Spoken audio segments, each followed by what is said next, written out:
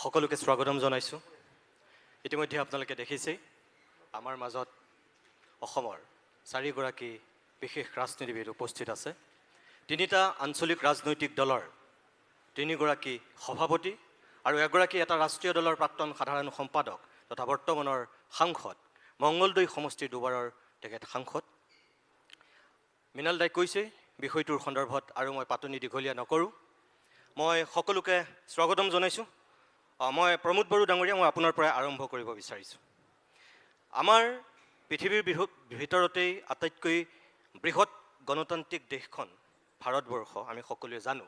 আৰু ভাৰতবৰ্ষৰ যিটো গণতান্ত্ৰিক কাঠামো, এই কাঠামোটোৰ যিখিনি ক্ষুদ্ৰ ক্ষুদ্ৰ জাতিসত্তা আছে, তেওঁলোকৰ যিখিনি স্বাধিকাৰ, যিখিনি স্বাভিমান, যিখিনি তেওঁলোকৰ আত্মপ্ৰতিষ্ঠাৰ যুঁজ, ইয়াত সম্পূৰ্ণৰূপে নিৰ্ভৰ কৰে সেই ক্ষুদ্ৰ ক্ষুদ্ৰ জাতিসত্তাসমূহৰ যিটো ৰাজনৈতিক স্থিতি, সেইটোৰ ওপৰত। আৰু সেইটোৱেই যদি সঠিক ৰূপত লৈ যাব জানে, তেনেহ'লে আমাৰ ভাৰতবৰ্ষৰ গণতন্ত্ৰৰ ভেটিটো আৰু বেছি মজবুত হয়। আপুনি এটা ক্ষুদ্ৰ তেনেকুৱা আঞ্চলিক ৰাজনৈতিক দলৰ এগৰাকী সভাপতি, এতিয়া আপুনি এখন স্বায়ত্তশাসিতৰ CM হৈ আছে। আগৰ যিসকল ভীমবৰদেউৰীৰ পৰা আৰম্ভ কৰি আমি যদি আপোনালোকে চাওঁ, আপুনি এতিয়া নাভাবেনে যে আমাৰ অসমৰ যিসকল আঞ্চলিক ৰাজনীতিৰ নেতৃত্ব বহন কৰা ব্যক্তি আছে, তেওঁলোকৰ যিখিনি বলিষ্ঠ নেতৃত্ব, সেইখিনিৰ অভাৱৰ কাৰণেই আজি আমি ভাৰতবৰ্ষৰ যিটো ৰাষ্ট্ৰীয় প্ৰেক্ষাপট, তাত অসমৰ আঞ্চলিক ৰাজনীতিয়ে লাহে লাহে গুৰুত্ব হেৰুৱাই পেলাইছে। ধন্যবাদ। প্ৰতিদিন টাইমক মই মোৰ তৰফৰ পৰা আন্তৰিক অভিনন্দন জনাইছোঁ। এই এটা মহত্বপূৰ্ণ প্ৰগ্ৰাম আয়োজন কৰিছে। যিটো প্ৰশ্ন আপুনি আনিছে, এইটো যোৱা 4-3টা বছৰত কাউন্সিল চৰকাৰত অহাৰ পিছত খুব ফ্ৰিকুৱেণ্ট কুৱেশ্যন এইটো।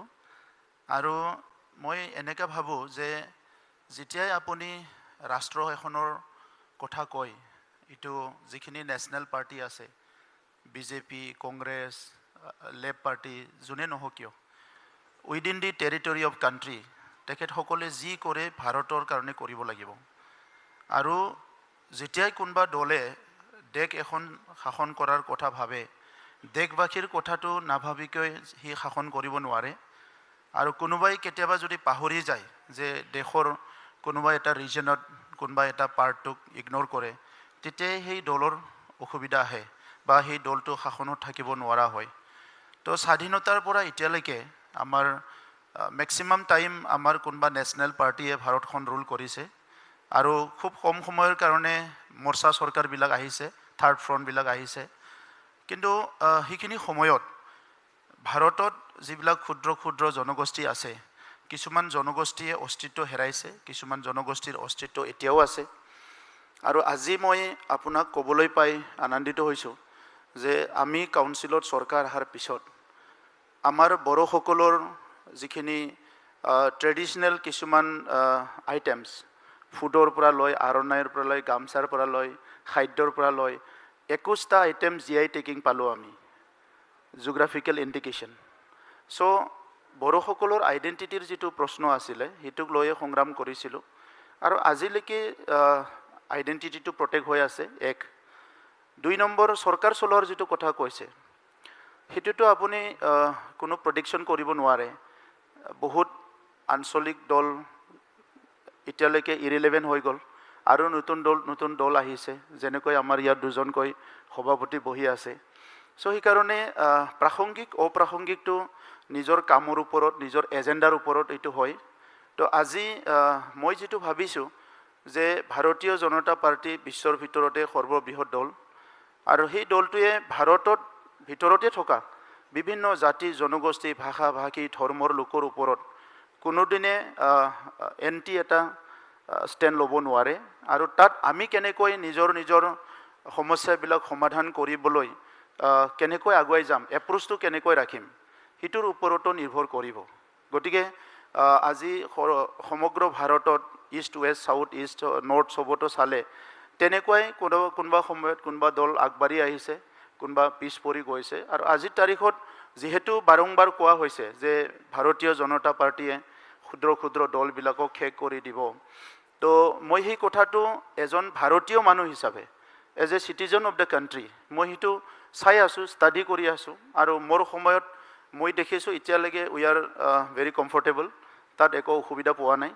বাকীখিনি developmental fund scheme, developmental activity আৰু কনষ্টিটিউচনেল যিবিলাক অধিকাৰ সেইবিলাকতো কনষ্টিটিউশ্যনে ডিফাইন কৰিছে, আৰু সেইটো টাইম টু টাইম ল'ব লাগিব, কাৰণ ভাৰতৰ সংবিধান এমেণ্ডমেণ্ট হৈয়ে আছে। চ' এতিয়া আমি ৰখি আছোঁ যে 125th এমেণ্ডমেণ্ট হ'ব লাগে। ইটো হ'লে 10টা 6 শিডিউল কাউন্সিলটো ফিনেন্সিয়েল ক্ষেত্ৰত আৰ্টিকেল 280ৰ আণ্ডাৰত আহি যাব। তেতিয়া অলপমান কাউন্সিলত কেতিয়াবা ষ্টেটবিলাকে যেতিয়া ফাণ্ডবিলাক দিব নিবিচাৰে বা পলিটিকেলি একে অলপ ছাপৰ্টত নাথাকিলে কিছুমান সৰু সৰু দলবিলাক বা কাউন্সিলবিলাকে ছাপৰ্ট নাপায়, এইবিলাক শেষ কৰিবৰ কাৰণে আৰ্টিকেল কনষ্টিটিউশ্যন 125th এমেণ্ডমেণ্ট, য'ত আৰ্টিকেল 280টো মানে এমেণ্ড কৰাৰ কাৰণে এটা মুভ এটা চলা হৈছে। গতিকে পাৰ্টি হিচাপে এতিয়ালৈকে মই বিশ্লেষণ কৰিলে মই 2টাৰো 10টা বেয়া ক'ব পাৰিম, 2টাৰো 10টা ভাল ক'ব পাৰিম। বাট আজিৰ তাৰিখত আমি চাইছোঁ কি আমাৰ এজেণ্ডাটো কি, আমি পিচ বিল্ডিংটো মেইন এজেণ্ডা আছিলে।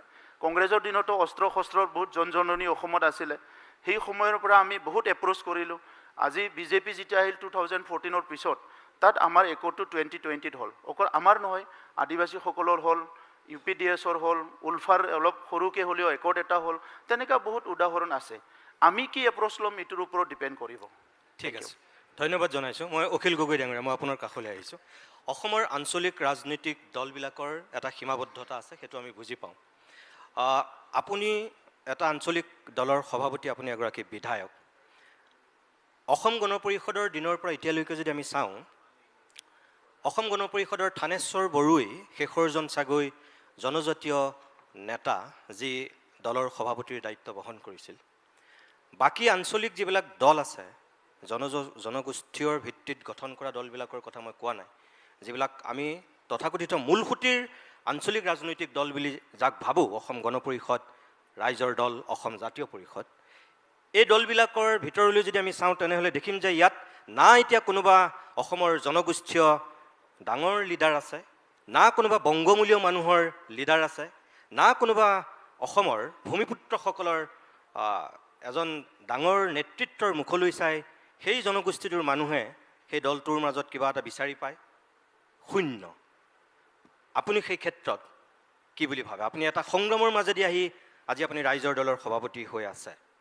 যদি অসমৰ এই ভূমিপুত্ৰসকলৰ, অসমৰ প্ৰতিটো জাতি জনগোষ্ঠীৰ যদি মানুহৰ তাত নেতৃত্বৰ অংশীদাৰিত্ব নাথাকে বা তাত অংশগ্ৰহণ নাথাকে, তেনেহ'লে ভাৰতীয় জনতা পাৰ্টি বা কংগ্ৰেছৰ নিচিনা বৃহৎ ৰাজনৈতিক দলৰ বিৰুদ্ধে কোনখিনি শক্তিৰে আপোনালোকে যুঁজিব পাৰিব? বা ৰাষ্ট্ৰীয় প্ৰেক্ষাপটতো বাদেই, অসমৰ প্ৰেক্ষাপটতো দেখোন আপোনালোকে যুঁজিবলৈ ক'ৰবাত অসুবিধা পাব।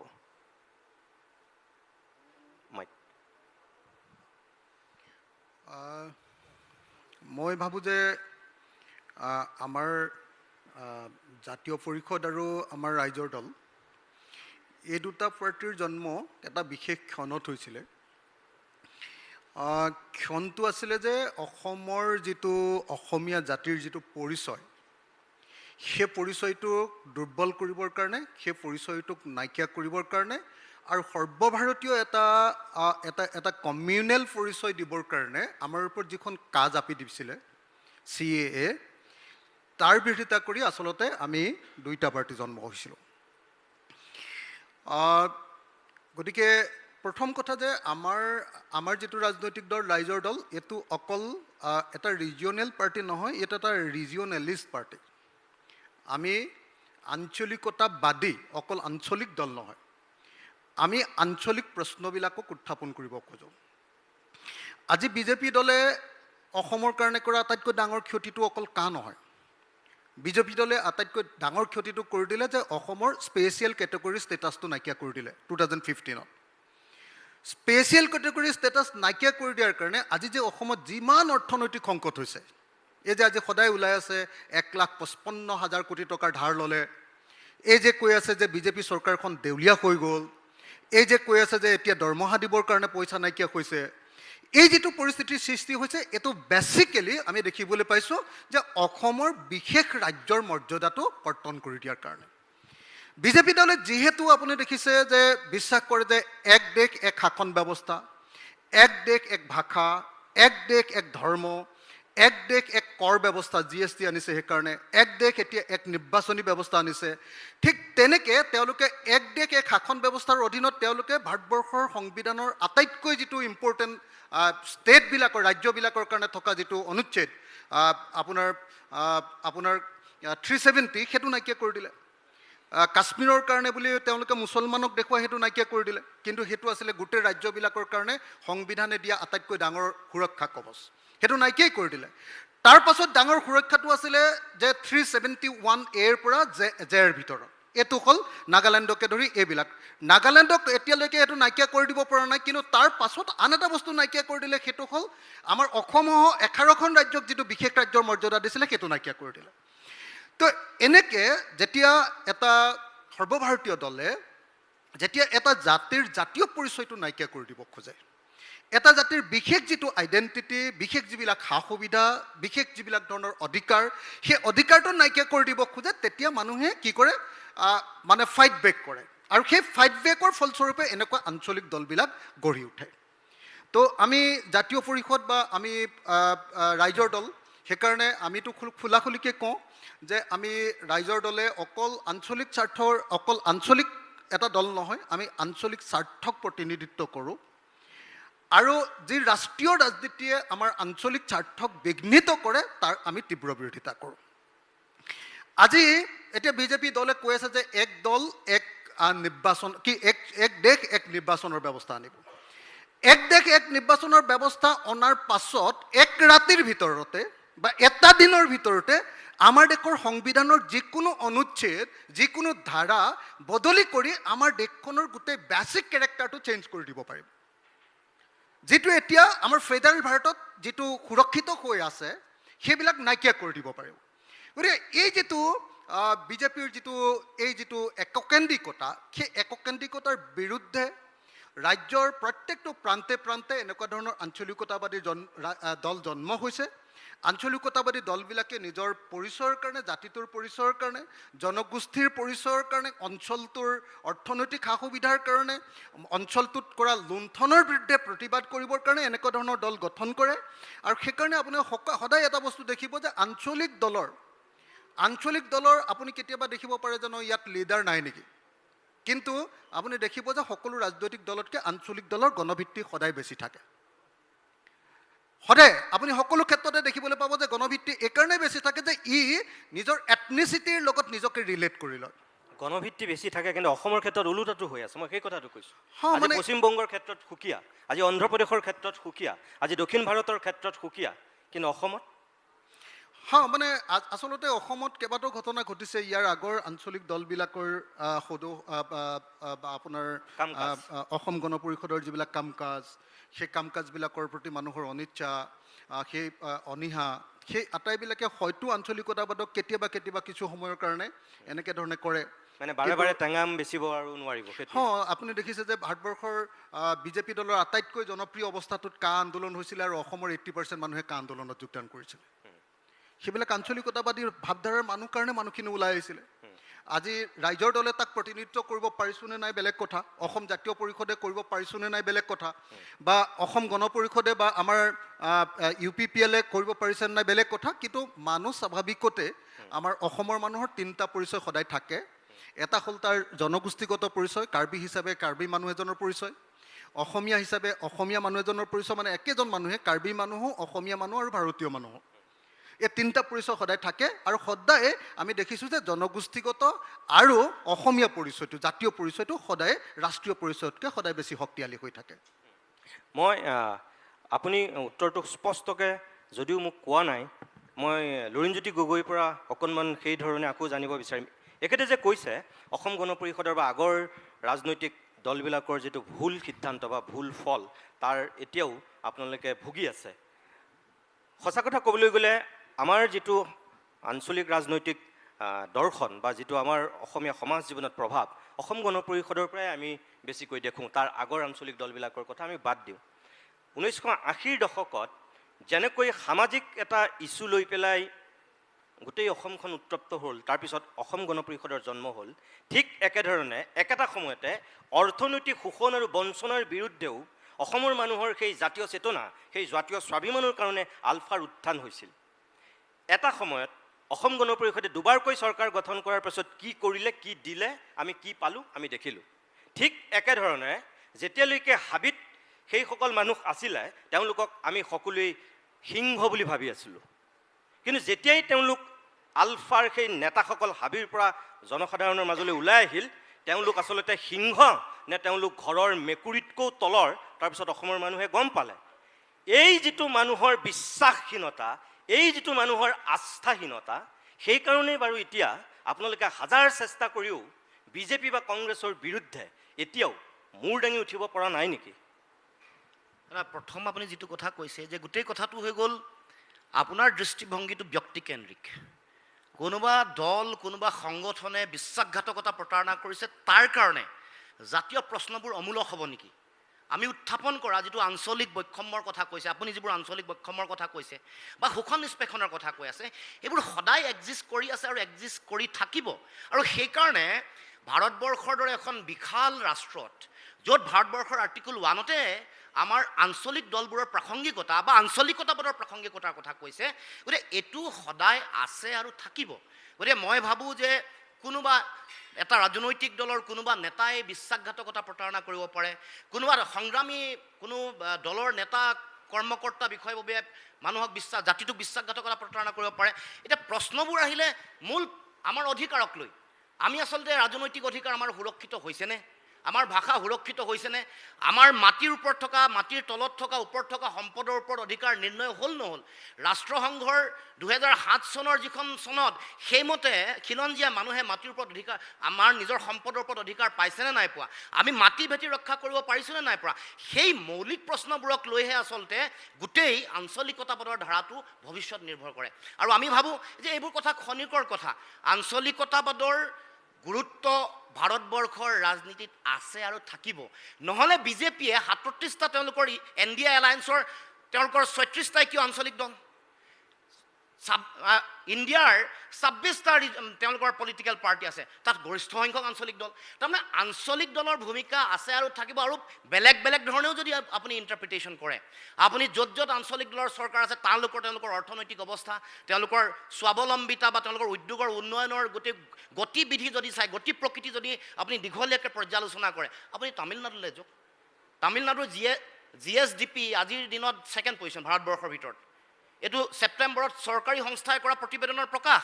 গতিকে ৰিজনেল পাৰ্টীয়ে য'ত সঁচাকৈ মানুহৰ স্বাৰ্থক লৈ, তামিলসকলৰ স্বাৰ্থক লৈ, মহাৰাষ্ট্ৰত মাৰাঠিক স্বাৰ্থক লৈ যিসকলে কাম কৰিছে, বা ছিক্কিম সৰু ৰাজ্য, জন্মৰ পৰাই অকল আঞ্চলিক দলে তাত শাসন কৰি আহিছে। 57 বছৰ তামিলনাডুত আঞ্চলিক দলে শাসন কৰি আহিছে। গতিকে এই কথাটো হ'ল কোন নেতাই কি লক্ষ্য আৰু উদ্দেশ্য লৈ, কোন অধিকাৰৰ প্ৰশ্নবোৰক লৈ তেওঁলোকে নিজৰ ৰাজনীতি কৰিছে, সেইটো কথা। যিবোৰ কথা আপোনালোকে এতিয়া আলোচনা কৰি আছে, এইবোৰ ক্ষমতাকেন্দ্ৰিক কথা বতৰা। মূল বিষয় হ'ল জনগণৰ স্বাৰ্থ। আমাৰ যিবোৰ আঞ্চলিক বৈষম্য আহিছে, দিল্লীয়ে যিবোৰ শোষণ কৰিছে, আমাক অধিকাৰ দিয়া নাই, সেইবোৰক লৈ প্ৰশ্ন উত্থাপন কৰিছোঁ। আৰু মই ভাবোঁ যে ৰিজনেল পলিটিক্সটো বেছি চাইণ্টিফিক আৰু ডেমক্ৰেটিক। লুৰিণজ্যোতি গগৈ, আপুনি যিটো কথা কৈছে, মই আপোনাক সেইটোকেতো সুধিছোঁ। আপুনি যিখিনি উত্থাপন কৰিব বিচাৰিছে, তাৰ কাৰণেতো আপোনাক এখন ৰাজনৈতিক মঞ্চ লাগিব। যিটো কথা আপুনি ক'লে 57 বছৰ তামিলনাডুত হৈ আছে, মই জানো তাত DMK আৰু ADMK আপুনি অল্টাৰনেটিভভাৱে দীৰ্ঘদিন ধৰি তাত শাসন চলাইছে। একেটা সময়তে যদি মই আপোনাক কওঁ, প্ৰফুল্ল মহন্তৰ যেতিয়া ৰাজনৈতিক উত্থান, সেই একেটা সময়তে চন্দ্ৰবাবু নাইডুৰ অন্ধ্ৰপ্ৰদেশত উত্থান হৈছে। আজি সেই চন্দ্ৰবাবু নাইডু ভাৰতবৰ্ষৰ কেন্দ্ৰীয় চৰকাৰৰ আটাইতকৈ গুৰুত্বপূৰ্ণ ব্যক্তি হৈ আজিও চন্দ্ৰবাবু নাইডুৱে নিজক উজ্বলাই তুলিব পাৰিছে। সেই সত্তাটো দেখুৱাই আছে। কিন্তু আমাৰ প্ৰফুল্ল মহন্ত ক'লৈ গ'ল? আমাৰ বৃন্দাবন গোস্বামী ক'লৈ গ'ল? আমাৰ চন্দ্ৰমোহন পাটোৱাৰী ক'লৈ গ'ল? অসম গণ পৰিষদৰ এতিয়া কি গুৰুত্বপূৰ্ণ ভূমিকা আছে দিল্লীৰ ৰাজনীতিত? আপোনালোকৰ যদি সেই সংখ্যাটো নাথাকে, আপোনালোকৰ যদি সেই নেতাৰ নেতৃত্বটো চেণ্ট্ৰেল গভৰ্ণমেণ্টৰ ওচৰত সেই ধৰণে যদি উজলি নুঠে, তেনেহ'লে আপোনালোকে ইয়াত সেইখিনি হাজাৰ চিঞৰিও কি লাভ হ'ব? সেই স্বাভিমান, সেই আত্মাভিমানৰ কথা যিখিনি কৈ আছে, আমাকতো দিল্লীৰ দৰবাৰত সেইখিনি ক'বলৈ, সেই মঞ্চখনত উপস্থাপন কৰিবলৈ আমাকতো এজন নেতা লাগিব। নিশ্চিতভাৱে সেই নেতাজন নোহোৱাকৈ আমি যদি অকল সংবাদ মাধ্যমৰ বাঘ হৈ থাকোঁ, তেনেহ'লে আমাৰ কেনেকৈ সেই সমস্যাবিলাক আমি উত্থাপন কৰিম বা আমাৰ সেই গুৰুত্বটো কেনেকৈ আমি আদায় কৰিম? আৰম্ভণিটো সেইকাৰণে এই যে গণ পৰিষদে বিশ্বাসঘাতকতা প্ৰতাৰণা কৰিলে, আপুনি মানুহৰ কথা কৈ আছে, দল এটাৰ কথা কৈ আছে, তেওঁলোকৰ ইণ্টেনশ্যনটো ঠিক নাছিল, যুঁজিব নোৱাৰিলে কাৰণে সময়ে তেওঁলোকক ৰিজেক্ট কৰিলে। আমি ভাল ইণ্টেনশ্যন এটা লৈ আমি সকলোৱে সন্মিলিতভাৱে কাম কৰিবলৈ, অখিল গগৈ ডাঙৰীয়া বা আমি অসম ৰিজনেল ফ্ৰণ্ট আমি আৰম্ভ কৰিছোঁ। ইয়াৰ আমি লক্ষ্য এইটোৱে যে আমাৰ যিবোৰ অমীমাংসিত জাতীয় প্ৰশ্ন এইবোৰক লৈ যুঁজিম, তাৰ কাৰণে এয়া আৰম্ভণি। 3টা বছৰ অতিক্ৰম কৰিছে, আমি সফল হোৱা নাই, আজি নহয় কাইলৈ হ'ব, কিন্তু আমি কৰাটো কৰিমেই, কাৰণ এইটো একেবাৰে শুদ্ধ সত্য জোন বেলি তৰাৰ দৰে যে আমি অসমৰ ৰাইজ আমি আমাৰ প্ৰাপ্য অধিকাৰৰ পৰা বঞ্চিত হৈ আছোঁ। এইটো আপুনি কেতিয়াও এইটো কেতিয়াও কোনো ডিনাই কৰিব নোৱাৰে। এই যে ক'লে 90:10 নাইকিয়া কৰি দিয়া হ'ল, এই যে সম্পদৰ অধিকাৰবোৰৰ প্ৰশ্ন মীমাংসিত নহ'ল, এই যে আন ৰাজনৈতিক কথা প্ৰমোদ বড়ো ডাঙৰীয়াই কওক বা কাৰ্বিসকলৰ কথা বা যিবোৰ মূল কথা, আজিওতো সমস্যা সমাধান হোৱা নাই। ঠিক আছে, ক্ষমতালৈ আহিছে, বড়ো ডাঙৰীয়া আহিছে, এটা সময়ত কাৰ্বি পাহাৰতো আহিছিল, SDC আছিল, কিন্তু তেওঁলোকৰ কমন জনসাধাৰণৰ যিবোৰ মৌলিক প্ৰশ্ন, ভাষাক লৈ, সংস্কৃতিক লৈ, অধিকাৰক লৈ, মাটি ভেটিক লৈ, সেইবোৰ যেতিয়ালৈকে মীমাংসা নহ'ব তেতিয়ালৈকে এই সংগ্ৰাম চলিব। আৰু এইটো কেৱল মাত্ৰ সম্ভৱ আঞ্চলিক ৰাজনীতিৰ যোগেদি আৰু আঞ্চলিকতাবাদৰ যোগেদি। এই কথাটো মই স্পষ্টকৈ ক'ব বিচাৰোঁ। আৰু এইটো মই ভাবোঁ, মই বিশ্বাসী যে খুব সোনকালে নিশ্চিতভাৱে আঞ্চলিক দলৰ গুৰুত্ব দিল্লীলৈ আহিব। এতিয়া যিটো আপুনি কৈছে যে গুৰুত্ব নাই, গণ পৰিষদৰ কোনো গুৰুত্ব নাই, গণ পৰিষদে চিঞৰা শব্দটো দিল্লীত গৈ খুন্দা মাৰিব নোৱাৰে মোদী ডাঙৰীয়া বা অমিত শ্বাহ ডাঙৰীয়াৰ ওচৰত। সেইকাৰণে আমাৰ বিষয়বোৰ তেওঁলোকে ক'ব নোৱাৰিলে। নাগৰিকত্ব সংশোধনী আইনখনে যে আমাক অন্যায় কৰিব এইটো ক'ব পাৰিব লাগিছিল তেওঁলোকে।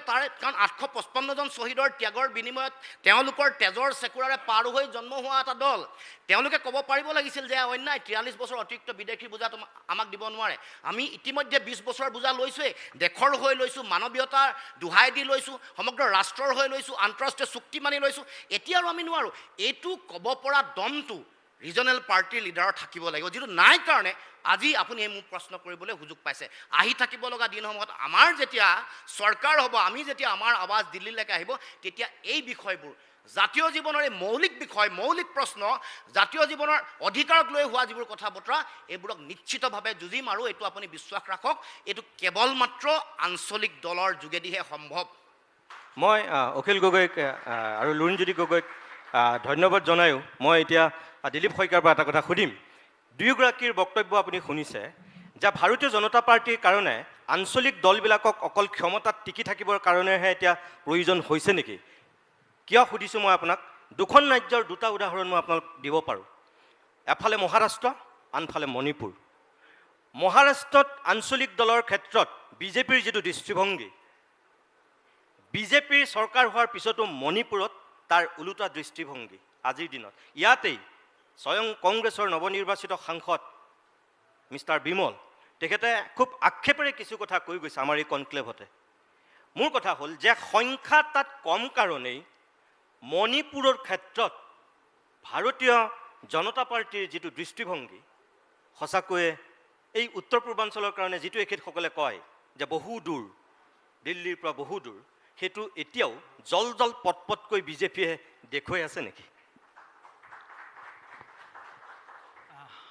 পোনপ্ৰথমে মই প্ৰতিদিন পৰিয়ালক, গোষ্ঠীক বহুত ধন্যবাদ জ্ঞাপন কৰিছোঁ। যোৱা 3 বছৰ নিৰন্তৰ আপোনালোকে অসম তথা উত্তৰ পূৰ্বাঞ্চলক ৰাষ্ট্ৰীয় প্ৰেক্ষাপটত বহু গুৰুত্বপূৰ্ণ বিষয় এনেদৰে উত্থাপন কৰাৰ এখন ডাঙৰ মঞ্চ আপোনালোকে আমাক দিছে। আৰু এয়া হয়তো অসমৰ হয়তো ভৱিষ্যতৰ যি বুৰঞ্জী লিখিব, সেই বুৰঞ্জীত হয়তো এই গোটেই প্ৰতিদিন পৰিয়ালৰ এই যিটো উদ্যোগ, এই উদ্যোগ হয়তো লিপিবদ্ধ হৈ থাকিব। আচলতে মই ইয়াৰ আগৰ বছৰ প্ৰথমবাৰ যেতিয়া আপোনালোকে ইয়াত কনক্লেভ কৰিছিলে, তেতিয়া মই ঠিক এই বিষয়টোলৈ এই বিষয়টোলৈ মই মোৰ বক্তব্য ৰাখিছিলোঁ। ৰিজনেলিজিম ভাইচ নেশ্যনেলিজিম, এইটো বিষয় আছিলে। মই ভাবোঁ যে আঞ্চলিকতাবাদ আৰু ৰাষ্ট্ৰীয়তাবাদ এই দুইটা বেলেগ বেলেগ বিষয় হ'ব নোৱাৰে। আঞ্চলিকতাবাদী এক চিন্তা যদি ৰাষ্ট্ৰীয়তাবাদী চিন্তা কৰা এটা ৰাজনৈতিক দলে সেই বিষয়টো যদি খুব সংবেদনশীলতাৰে আৰু শ্ৰদ্ধা সহকাৰে যদি আগবঢ়াই লৈ যায়, মই ভাবোঁ আঞ্চলিকতাবাদী ৰাজনীতি আৰু ৰাষ্ট্ৰীয়তাবাদী ৰাজনীতিৰ মাজত যিটো আজি কিছু পৰিমাণে হ'লেও কিছু বিষয়ক লৈ কিছু তাৰতম্য, আদৰ্শগত পাৰ্থক্য, ইছ্যুগত বিষয়গত পাৰ্থক্য আৰু চিন্তা চৰ্চাৰ পাৰ্থক্য, সেই পাৰ্থক্যটো নিশ্চিতভাৱে দূৰ হোৱাৰ এটা সুযোগ আছে। ইয়াৰ কাৰণে এটা ভাল, এটা নিৰ্মোহ, এটা বিশ্লেষণ, ৰাষ্ট্ৰজুৰি এক বিতৰ্কৰ প্ৰয়োজন আছে। কিন্তু মই স্পষ্টভাৱে ক'ব বিচাৰোঁ যে আঞ্চলিকতাবাদ ভাৰতবৰ্ষৰ ফেডাৰেল যিটো আমাৰ ষ্ট্ৰাকচাৰ, ফেডাৰেল যিটো ডেম'ক্ৰেচি আৰু আমাৰ যিটো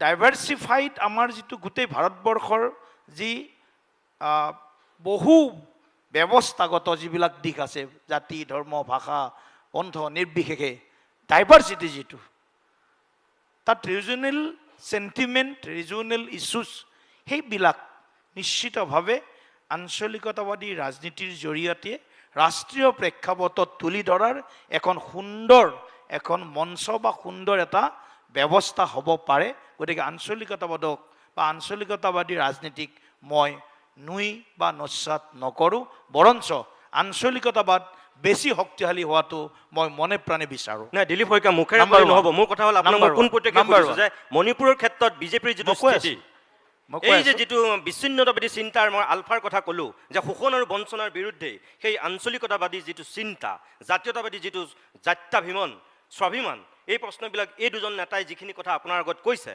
মই সেই কথাটো কৈছোঁ যে দিল্লীৰ পৰা সঁচাকৈ বহু দূৰ নেকি মণিপুৰ, যিটোৰ কাৰণে আজিলৈকে প্ৰধানমন্ত্ৰী গৈ নাপালেগৈ।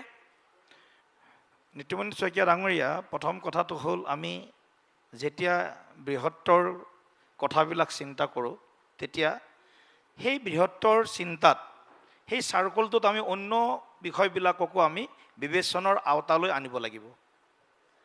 প্ৰমোদ বড়ো ডাঙৰীয়া BTCৰ CM, 3.5 বছৰ, 4 দশক BTCত ৰক্তাক্ত আন্দোলন, 4,500 লোক, নিৰীহ লোক বা উগ্ৰবাদী বা পুলিচ, অৰ্ধসামৰিক বাহিনী নিহত হৈছিল। সেই আন্দোলনক বা সেই তেওঁলোকৰ যিবিলাক বড়োলেণ্ডৰ 35 লক্ষ বড়োলেণ্ডবাসীৰ আকাংক্ষাক বাস্তৱায়িত কৰাৰ কাৰণে 2020 চনত আমি ত্ৰিপাক্ষিক চুক্তি স্বাক্ষৰ কৰিছিলোঁ। যোৱা 3.5 বছৰত বড়োলেণ্ডত, মণিপুৰটো অকণমান দূৰত মই কৈছোঁ, অসমৰ পৰা মণিপুৰ অলপ দূৰত, বড়োলেণ্ড অসমৰ ভিতৰত, বড়োলেণ্ডত যোৱা 3.5 বছৰত শান্তি প্ৰতিষ্ঠাৰ যি এক বিশেষ পৰিৱেশ ৰচনা হৈছে, সেই কথাটো আমি নৈ কৰিব নোৱাৰোঁ। নাম্বাৰ 1। নাই, সেইটো কিন্তু মণিপুৰ কৈ আছোঁ, এইটো অকল বিজেপিৰ দিনত মণিপুৰ ক'বলৈ দিয়ক। তৰুণ গগৈৰ দিনত আৰম্ভ হৈছে। মই বিটিআৰ 3.5 চুক্তিখন বছৰত কাৰ্যকৰী হৈছে নে নাই? নাই অখিল দা, আপুনি কওঁতে মই একো কোৱা নাই, প্লিজ। বিটিআৰ চুক্তিখন আপোনাক মই কাৰ্যকৰী শ্ৰদ্ধাকৰ হৈছে নে ব্যক্তি হিচাপে সন্মান কৰোঁ। আপোনাৰ লগত মোৰ বহুত দীঘলীয়া ৰাজনৈতিক নহয়, এটা সংগ্ৰামী যাত্ৰাৰ লগত মই জড়িত। মই নিতুমণি দাৰ লগত কথা পাতি আছোঁ, মণিপুৰৰ বিষয়টোলৈ আহিছোঁ। মই কথাটো ক'ব গৈছোঁ। মই আপোনাক কোনটো কৈছোঁ, আপুনি যিটো ক'লে যে প্ৰমোদ বড়ো ডাঙৰীয়াৰ আগত কি হাগ্ৰামা মহিলাৰ দিনত যিখন চুক্তি হৈছিল, বিটিআৰ চুক্তি, তেতিয়াওতো মই কৈছোঁ ৰাজ্যত কংগ্ৰেছ চৰকাৰ চুক্তি বহুত হ'ল। নিতুমণি দা, 85 চনৰ চুক্তি, অসম চুক্তি, তাৰপিছত আকৌ আপুনি আহিছে আকৌ 20ৰ চুক্তি। আপুনি কৈছে শান্তি ঘূৰি আহিছে, মই কৈছোঁ শান্তি ঘূৰি আহিছে। আপুনি বড়োলেণ্ডত আপুনি যাওক, 5খন জিলাত যাওক, যোৱা 3.5 বছৰত বড়োলেণ্ডত এটা বোমা বিস্ফোৰণ হোৱা নাই, এজন ব্যক্তিৰ অপহৰণ হোৱা নাই, এদিনৰ কাৰণে কাৰফিউ লগা নাই, কোনো মটৰচাইকেল চলাই যোৱা ব্যক্তিৰ মটৰচাইকেল টানি লৈ যোৱা নাই। কথাটো যদি ক'ব নিদিয়ে, দাবীবিলাক পূৰণ হ'ল নে নাই? এটা কথাটো যদি ক'ব নিদিয়ে, মই কৈ আছোঁ, বড়োসকলৰ দাবীবিলাক পূৰণ হ'ল নে নাই? BTC-বাসী ৰাইজৰ বিটিআৰ প্ৰথম, চুক্তিখন কাৰ্যকৰী হ'ল নে নাই? BTC-বাসী ৰাইজৰ 35 লক্ষ ৰাইজৰ প্ৰথম আগ্ৰহ আকাংক্ষা আছিল BTC-ত শান্তি প্ৰতিষ্ঠা হ'ব লাগে। সেই শান্তি প্ৰতিষ্ঠা কৰাত আমাৰ চৰকাৰ সফল হৈছে, এইটো মই ডাঠি কৈছোঁ। মণিপুৰত আমি অকণমান ব্যাকফুটত আছোঁ। এইটো মই আজি মানে আপোনালোকৰ সন্মুখেদি ক'ব পাৰোঁ, সন্মুখত কৈছোঁ, মই মুকলিভাৱে কৈছোঁ, বেকফুটত আছোঁ মণিপুৰৰ পৰিস্থিতিক লৈ। কিন্তু মণিপুৰ আমাৰ চাৰ্কুলৰ পৰা আমাৰ মণিপুৰৰ যি সমস্যা, এই সমস্যাৰ ক্ষেত্ৰত আমাৰ চৰকাৰ যিমান সংবেদনশীল, যিমান গুৰুত্ব সহকাৰে আমাৰ চৰকাৰে কামখিনি কৰাৰ কাৰণে চেষ্টা কৰিছোঁ, তাকো আপোনালোকে ডিনাই কৰিব নোৱাৰে, নুই কৰিব নোৱাৰে। গৃহমন্ত্ৰী ডাঙৰীয়াই 3 দিন তাত থাকি মণিপুৰৰ কুকি, মেইটে আটাইবিলাক সংগঠনৰ লগত, চিভিল অৰ্গেনাইজেশ্যনৰ লগত, চিভিক বডিজৰ লগত আলোচনা কৰিছে। তাৰপিছতো আমি চেষ্টা কৰিছোঁ, কিন্তু মণিপুৰৰ বিষয়টো অলপ অকণমান অন্য ৰাজ্যৰ বিষয়তকৈ মণিপুৰৰ বিষয়টো অকণমান সুকীয়া। কিন্তু মণিপুৰৰ কাৰণে নহয়, মই দিলীপ শইকীয়া ডাঙৰীয়া খুব শ্ৰদ্ধাৰে আপোনাক কওঁ, উকিল গগৈ ডাঙৰীয়া এক মিনিট প্লিজ।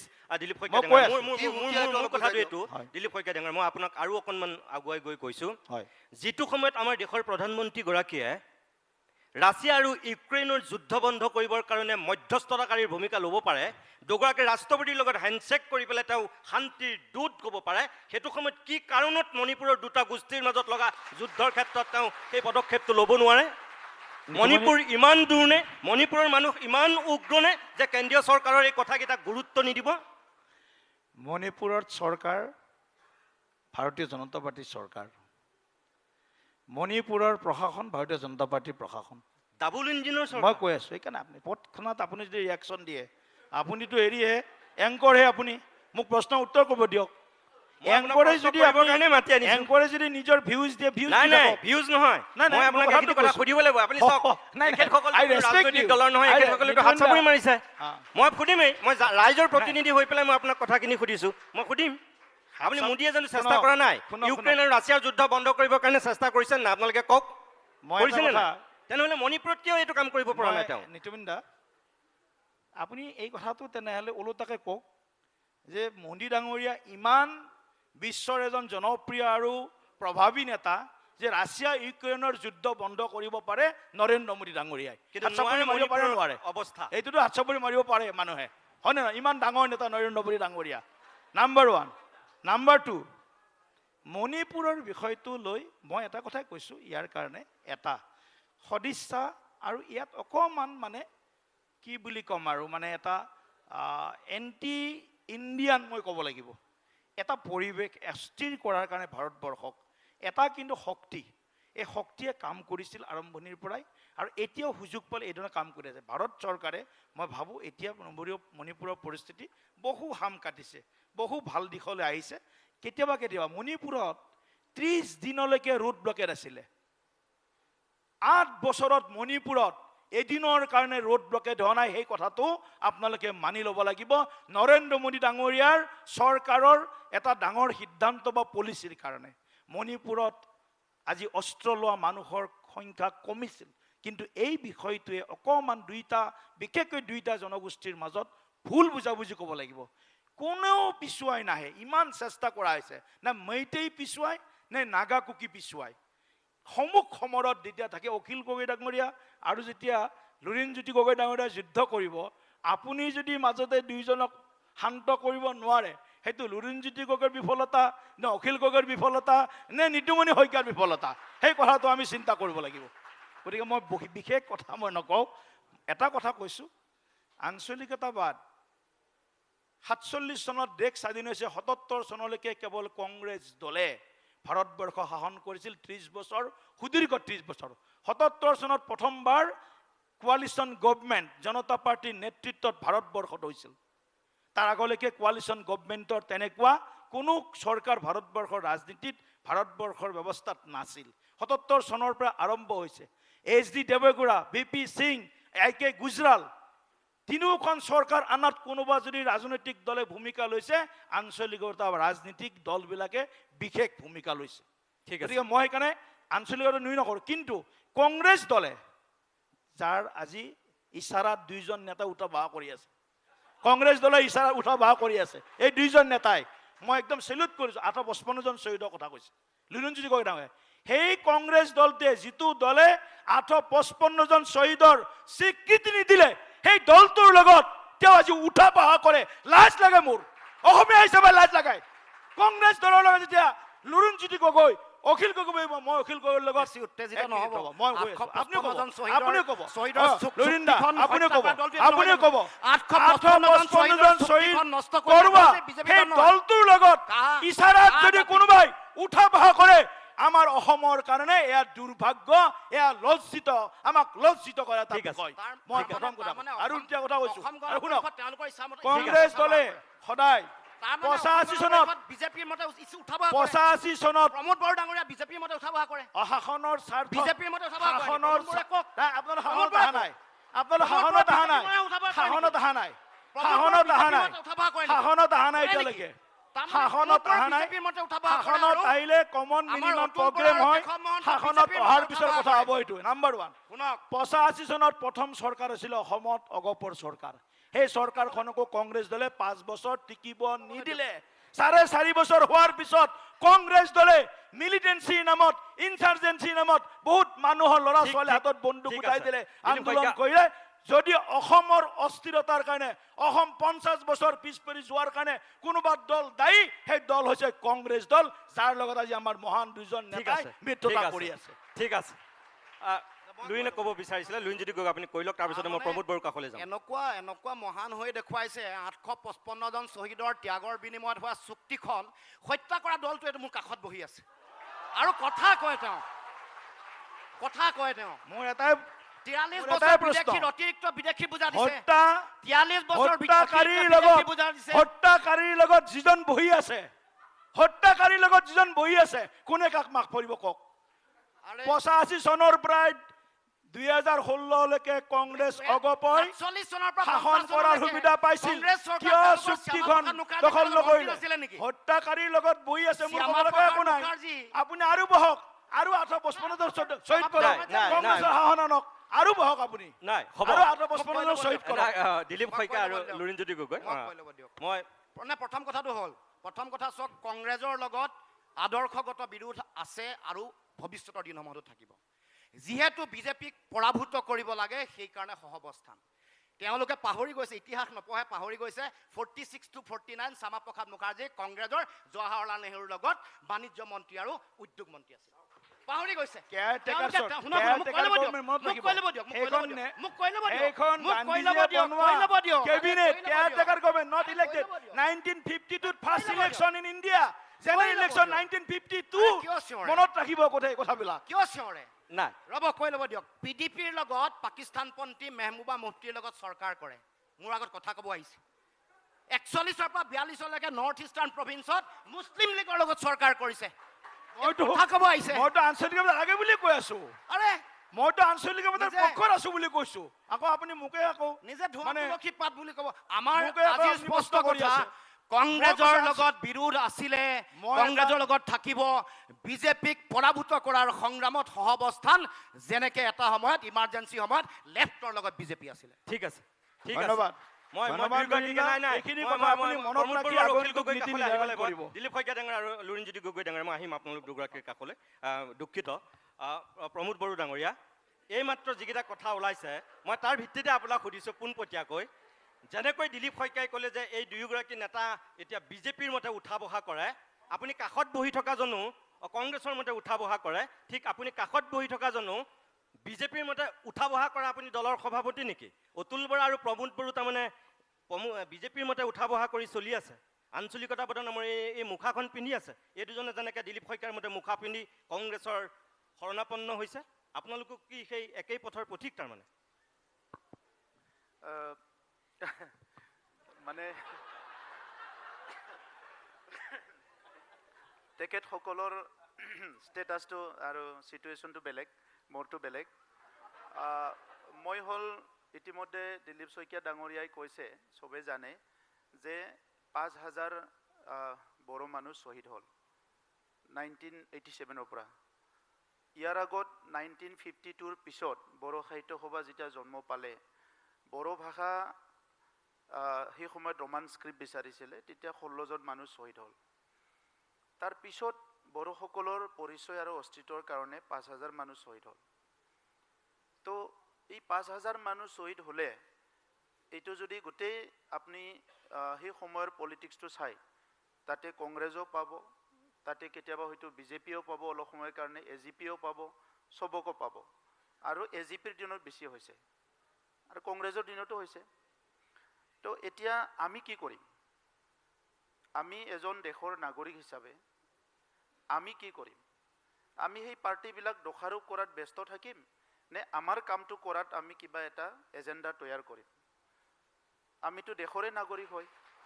তো মই কংগ্ৰেছত ইয়াত আহি ঠিকছে বকিব পাৰোঁ বিজেপিক ভাল লগাবৰ কাৰণে, বেলেগ প্লেটফৰ্মত যাই বিজেপিক বেয়াকৈ ক'ব পাৰোঁ কাৰোবাক ভাল লগাবৰ কাৰণে। কিন্তু মই কি কৰিম? যে মোৰ যে 5,000 মানুহ মৰি গ'ল, ইয়াৰ বিচাৰটো কোনে কৰি দিব? না কংগ্ৰেছে কৰিব, না বিজেপি কৰিব, না AGPয়ে কৰিব।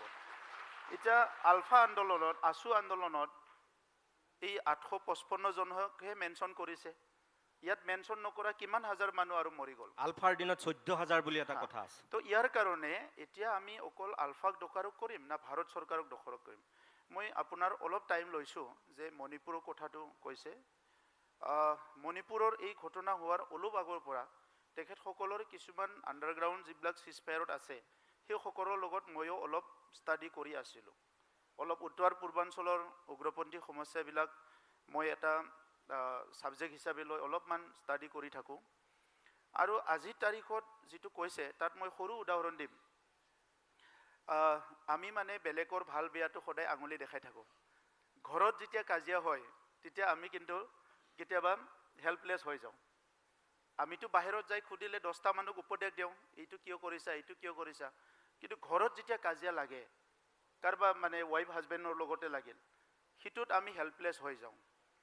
কাৰণ আপুনি ঘৰত মাৰপিট কৰিব নোৱাৰে। এতিয়া 50 বছৰত ভাৰতত কিমানখিনি আৰ্মি অপাৰেশ্যনৰ নামত, কিমানখিনি এতিয়া মিডিল ইণ্ডিয়াত CRPF বিলাক দিছে, CAPF অপাৰেশ্যন নামত নক্সালাইট এৰিয়াত কিমান মানুহ মৰি গ'ল। তো আজিৰ সময়ত মই যিটো দেখিছোঁ যে ভাৰতবৰ্ষই বহুত কচিয়াছলি ষ্টেপ লৈ আছে আৰু মই সেইটো ভাল পাইছোঁ। এনেকুৱা সময়ত আৰু কাকো বুলডোজ কৰিব নালাগে। মই আপোনাক কোনটো কথা সুধিছোঁ, ধৰক আমি যিবিলাক আগৰ অসমৰ যিবিলাক আঞ্চলিক চেতনা সম্পন্ন ৰাজনীতিক দেখিছিলোঁ, ধৰক মই গোপীনাথ বৰদলৈহঁতৰ দিনলৈ যদি মই মই কওঁ, এটা কথা কওঁ আপোনাক, সেইটোকে আহিব বিচাৰিছোঁ মই। হয়, আঞ্চলিকটো ঠিকে আছে, আপুনি আঞ্চলিকতা বাদটো ধৰি আছে। আজি মই আঞ্চলিক দলত আছোঁ, কিন্তু আঞ্চলিক দলত থাকি যদি আপুনি নিজৰ মানুহৰ কাৰণে একো কাম কৰিব নোৱাৰে, তেতিয়া অকল ৰাষ্ট্ৰীয় দলকটো দোষ দি লাভ নাই। হয়, আপোনাৰতো নিজৰ এজেণ্ডা থাকিব লাগিব। অলপ আগতে চন্দ্ৰবাবু নাইডুৰ কথা কৈছে। চন্দ্ৰবাবু নাইডু এই সময়ত চাইবাৰ চিটি বনাইছিলে। আমাৰ কোনোবা বনাইছিলে জানো? এই ভিজনটোতো থাকিব লাগিব না। তো আজি মই সেইটো চাই আছোঁ কি আমি কাকবা ব্লেম গেমত বেছিকৈ সোমাই যোৱাতকৈ নিজৰ এজেণ্ডাটো তৈয়াৰ কৰিম। নহয়, মই ব্লেম গেমলৈ যোৱাই নাই। শুনকচোন, আপোনাক কোৱা নাই মই চবকো লৈ কৈছোঁ। আপোনাক কোৱা নাই মই, ইউ আৰ ছেফ। মই বাকী কথাটো কৈছোঁ যে মই কৈছোঁ যে অসমত যে আজি বিদেশী নাগৰিকৰ পৰা আহি, কা মুভমেণ্টৰ পৰা আহি, অসমৰ বানপানীৰ পৰা আহি, চাহ তেলৰ অফিচৰ পৰা আহি আজিৰ তাৰিখত আপুনি এটা হোৱাইট পেপাৰ ওলাকচোন। আৰু ইয়াৰ কাৰণে কাক দোষাৰোপ কৰিব? দিল্লীত বহি থকা মানুহখিনিকে খালি দোষাৰোপ কৰিব না অসমৰ মানুহৰ দায়িত্ব ল'ব? অসমৰ মুখ্যমন্ত্ৰীটো দিল্লীৰ পৰা যাই হোৱা নাই, অসমৰ হোম মিনিষ্টাৰটো দিল্লীৰ পৰা যাই হোৱা নাই। মই আপোনাকে সুধিছোঁ, আপোনাৰ মতে কোন দায়ী? অসমৰ ৰাজনৈতিক নেতৃত্ব দায়ী সমান নে দায়ী? দিল্লী দায়ী? সোণোৱালৰ হিমন্ত বিশ্ব শৰ্মাৰ কথা কৈছে নাই? নহয়, মই আপোনাক চবৰে সেইটো কথা অসমৰ কৈছোঁ মই। লিডাৰসকলৰ কথা যিসকল কৈ আছে। নাই, মই সুধিছোঁ শুনক, লুৰিণজ্যোতি গগৈ, মই সুধিছোঁ যে আপোনাৰ কাৰণে দিছপুৰ দায়ী নে দিল্লী দায়ী? শুনক, গোপীনাথ বৰদলৈৰ পৰা ডক্টৰ হিমন্ত বিশ্ব শৰ্মালৈকে যিখিনি অসমত বহি আছে, অসমৰ দায়িত্ব তেখেতসকলে ল'ব লাগিব। আৰু দিল্লীত জৱাহৰলাল নেহৰুৰ পৰা নৰেন্দ্ৰ মোদীলৈকে যিসকলে বহি আছে তেখেতসকলে দায়িত্ব ল'ব। মই প্ৰমোদ বড়ো ডাঙৰীয়া, মই সেইটোকে আপোনাক ক'লো। আজি মই মমতা বেনাৰ্জীৰ মই যিটো সেইটোকে স্থিতি, কৈছোঁ। মমতা বেনাৰ্জীৰ যিটো স্থিতি আজি, চন্দ্ৰবাবু নাইডুৰ যিটো এতিয়া- স্থিতি, নাই, এতিয়া চাওক, ষ্টেলিনৰ আপুনি- যিটো স্থিতি তামিলনাডুত, আজিৰ তাৰিখত তৰুণ গগৈ ডাঙৰীয়া নাই, হয়, প্ৰফুল্ল মহন্ত ডাঙৰীয়াই তেখেতে এতিয়া বয়স হৈ গ'ল বা কিবা কাৰণত কৰিব পৰা নাই।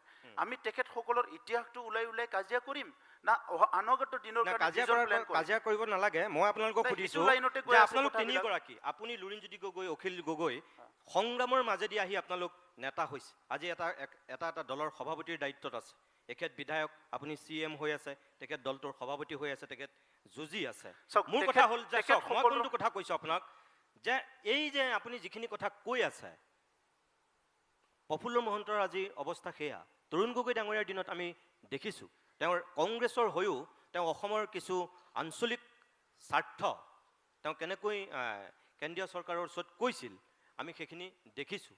মোৰ কথাটো হ'ল এতিয়া যে আমাৰ ইয়াত আমি কেতিয়া সেই চন্দ্ৰবাবু নাইডুৰ অন্ধ্ৰপ্ৰদেশৰ সেই স্থিতিটো আমি দেখিম, আমি কেতিয়া মমতা বেনাৰ্জীৰ এই পশ্চিমবংগৰ সেই স্থিতিটো আমি দেখিম।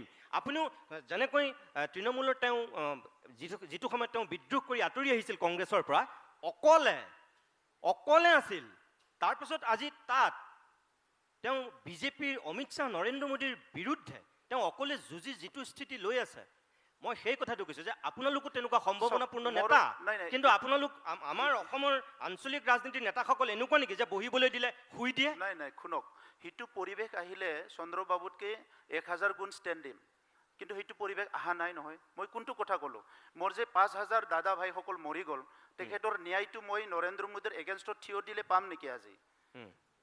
নাপায়। তেনেহ'লে সেই এই শক্তিটো কামটো মোৰ হৈ কোনে কৰি দিব? সেই মইতো শক্তিটো যেতিয়া আপুনি চিধা আঙুলি দি ঘি নোলায়, আঙুলিটো টেৰা কৰিব লাগিব না। তো আপুনি শত্ৰু হৈও কামটো কৰিলে, মিত্ৰ হৈও কৰিলে, স্বাৰ্থটো হৈছে মোৰ নিজৰ স্বাৰ্থ। মোৰ ইয়াত বিজেপি দিল্লীত কি আছে কি নাই ইয়াৰ লগত মোৰ কথা নাই। BTC অঞ্চলত শান্তি সম্প্ৰীতি নিৰাপত্তা আৰু সিটোৰ স্বাৰ্থ যদি বিজেপিৰ লগত আছে, বিজেপিৰ লগত আছে। মোৰ আগত হাগ্ৰামা মহিলাৰ ডাঙৰীয়া আছিল, কংগ্ৰেছৰ লগতো আছিলে, বিজেপিৰ লগতো আছিলে। এতিয়া আপুনিহে ডিফিনিশ্যনটো ওলাব লাগে সেই মানুহবিলাকে কি কাম কৰি আছে, আমাৰ অৱস্থাটো কি। আমাৰ নিজক সুৰক্ষা কৰিবৰ কাৰণে এই বৃহত্তৰ 145 কোটিৰ যিটো জনসংখ্যাৰ দেশখনত মোৰ 10 লাখ 15 লাখ মানুহক বাচাবৰ কাৰণে মই কি কৰিম? কাৰণ মইতো অকলে ষ্টেণ্ড কৰিব নোৱাৰোঁ। মই যদি অকলে ষ্টেণ্ড কৰিব, মোৰ ছিকিমৰ কথা আপুনি কৈছে, 7 লাখ 8 লাখৰ এখন ৰাজ্য, বা তেখেতে কৈছে যে মোৰো যদি তেনেকুৱা 7 লাখ 8 লাখ ৰাজ্য হ'লে মই ষ্টেণ্ড দিলোঁ হয়, যে মই অকলে মানে মোৰ এইটো হ'ব লাগিব। আৰু এই পৰিৱেশটো আমি চাব লাগিব। অকল কি হৈছে কথাটো চাওক, লুৰিণজ্যোতি ডাঙৰীয়া বা আমাৰ অখিল গগৈ ডাঙৰীয়া তেখেতসকলে অসমৰ কথাটো লৈ পেলাই তেখেতসকলৰ এজেণ্ডা তৈয়াৰ কৰিছে। মই এজেণ্ডা তৈয়াৰ কৰিছোঁ BTC এৰিয়া লৈ পেলাই। BTC এৰিয়াৰ বড়ো মাইনৰিটি সংঘাত হ'ল, অসমীয়া বড়োৰ মাজত গেপ হৈ গ'ল দীঘলীয়া সময়। এইবিলাক সময়ত ৰিকনচিলৰ কাৰণে কোনে যোৱা নাই, কিন্তু পলিটিকেল স্বাৰ্থত কোনোবাই কিন্তু সদায় গৈছে। কালি 10টা কথা কৈছে, বড়ো অনাবড়ো কৈ পেলাই ৰাজনীতি কৰি গুচি আহিছে। তাৰপিছত সেই ঘৰখনত কি হৈছে এইটো কোনে উপলব্ধি কৰিব? ইমান বছৰ অলপ আগত যে ক'লে 5টা বজাত ৰাতি ঘৰত মানুহ যাব লগা হৈছিলে। গুৱাহাটীত আপুনি 10টা বজালৈ ঘূৰি থাকে, আমাৰ 5টা বজাত মানুহ ঘৰত সোমাব লাগে, কিতাপ পঢ়িবলৈ ভয় কৰে, দোকান পোহাৰ বন্ধ হয়। সেইখিনি সময়ত কোনে আছিলে? তাৰ পৰা এই পৰিৱেশলৈকে আহিবৰ কাৰণে কেতিয়াবা আমি কংগ্ৰেছৰ লগত কথা পাতিছোঁ, কেতিয়াবা বিজেপিৰ লগত কথা পাতিছোঁ। এতিয়া বিজেপিৰ লগত আহি চুক্তি কৰিলে, 2003 চুক্তি এটা হৈ গ'ল। চ' এই গোটেই বিষয়টো ডিপেণ্ড কৰিছে not what happening in the national level, what is happening in our regional level. ঠিক আছে, মই ধন্যবাদ জনাইছোঁ। মই অখিল গগৈ ডাঙৰীয়া, মই আপোনাৰ কাষলৈ আহিছোঁ। অসমত যিটো এতিয়া অসমীয়া জাতীয়তাবাদ হৈছে, অতি শেহতীয়াকৈ যিটো অসমীয়া জাতীয়তাবাদ, এইটো হিন্দুত্ব বা হিন্দুৰ সংখ্যাগৰিষ্ঠতাবাদলৈ ৰূপান্তৰিত হৈ গৈছে গম নোপোৱাকৈ। আমি যদি খুব সূক্ষ্মভাৱে মন কৰোঁ, তেনেকুৱা এটা পৰ্যায়ত এই যিটো হিন্দুত্ব বা হিন্দু সংখ্যাগৰিষ্ঠতাবাদৰ পৰা যিটো পিয়ৰ আঞ্চলিকতাবাদ, যিটো আপোনালোকে কৈ আছে অসমীয়াত্বৰ যিটো স্বাভিমান ঘূৰাই অনাটো আঞ্চলিক ৰাজনীতিৰ কাৰণে আজিৰ দিনত সম্ভৱনে? মানে মই এইটো বিষয়লৈ যোৱাৰ আগতে আঞ্চলিক ৰাজনীতিৰ আৰু কেইটামান ফাণ্ডামেণ্টেল কথা চাগে আলোচনা কৰি লোৱাটো ভাল হ'ব। মানে চমুকৈ ক'ব লাগিব, আমি শেষৰ ফাললৈ আহিছোঁ। হয়, মানে এতিয়া নেশ্যনেল যিবিলাক ৰাজনৈতিক দল আছে, নেশ্যনেল ৰাজনৈতিক দলৰ ভিতৰত আটাইতকৈ ডাঙৰ দুটা পাৰ্টি কংগ্ৰেছ আৰু বিজেপি। এতিয়া বিজেপি দলৰ মানুহজনে কৈছে যে, আমাৰ দিলীপ দাই কৈছে যে নহয় তোমালোকেতো এতিয়া কংগ্ৰেছৰ লগতে আছা, যিটো কংগ্ৰেছ দলে ইমান দিন দেশখনক শাসন কৰিলে আৰু শোষণ কৰিলে, সেই দলটোৰ লগত তোমালোক আছা। তো গতিকে তোমালোকৰ এনেকুৱা আঞ্চলিকতাবাদী কথা কোৱাৰ অধিকাৰ নাই, তেখেতে কৈ আছে। এতিয়া ময়ো প্ৰমোদ বড়োৰ নিচিনাকৈ এই কথাটো ক'ম তেতিয়া, যে যেতিয়া বিজেপি দলে কা নামৰ আইনখন আমাক জাপি দিয়ে, তেতিয়া আমি কংগ্ৰেছৰ বিৰুদ্ধে যুদ্ধ কৰিম নে বিজেপিৰ বিৰুদ্ধে মাত মাতিম? যেতিয়া বিজেপি দলে আমাৰ ওপৰত যেতিয়া জাপি দিলে যে তোমালোকৰ যি বিশেষ ৰাজ্যৰ অধিকাৰ আছিলে, বিশেষ ৰাজ্যৰ অধীনত চেণ্ট্ৰেল যিটো টেক্স আছিলে, চেণ্ট্ৰেল গভৰ্ণমেণ্টৰ যিটো টেক্স আছিলে, তাৰ 56.25% আমাৰ এই বিশেষ ৰাজ্যবিলাকৰ কাৰণে টকা গৈছিলে। সেই যিটো টকা গৈছিলে সেই টকাটো কেতিয়াৰ পৰা বন্ধ হৈ গ'ল? যেতিয়া নৰেন্দ্ৰ মোদী 2014 চনত প্ৰধানমন্ত্ৰী হ'ল। 2015 চনৰ 1 এপ্ৰিলৰ পৰা আমাৰ বিশেষ ৰাজ্যৰ মৰ্যাদা কৰ্তন কৰি চেণ্ট্ৰেল গভৰ্ণমেণ্টৰ বিশেষ টেক্সটো আমাৰ তালৈ যোৱাটো বন্ধ হৈ গ'ল। যাৰ ফলস্বৰূপে অকল সেইটোতে আমি সেই তেতিয়া 2014-15 চনত আমি প্ৰায় 4,500 কোটি টকা হেৰুৱালোঁ। আজিৰ দিনটোত চাগে সেইটো অতি কমেও 15,000 কোটি টকা। এই 15,000 কোটি টকাটো যদি থাকিলেহেঁতেন তেতিয়াহ'লে ডেফিনেটলি আমি আজিৰ দিনটোত যি ধৰণে ধাৰ লৈছোঁ সেই ধাৰ লোৱাৰ অৱস্থাটো নাইকিয়া হৈ গ'লহেঁতেন। গতিকে এতিয়া বিজেপি দলক এই যে বিশেষ ৰাজ্যৰ মৰ্যাদা যে কাটি দিলে, অসম আৰু উত্তৰ পূৰ্বাঞ্চলৰ হিমাচল প্ৰদেশৰ এই যে বিশেষ ৰাজ্যৰ মৰ্যাদা কাটি দিলে, তাৰ বিৰুদ্ধে মাত মতাটো আমাৰ আঞ্চলিকতাবাদ, তাৰ বিৰুদ্ধে কথা কোৱাটো আমাৰ আঞ্চলিকতাবাদ।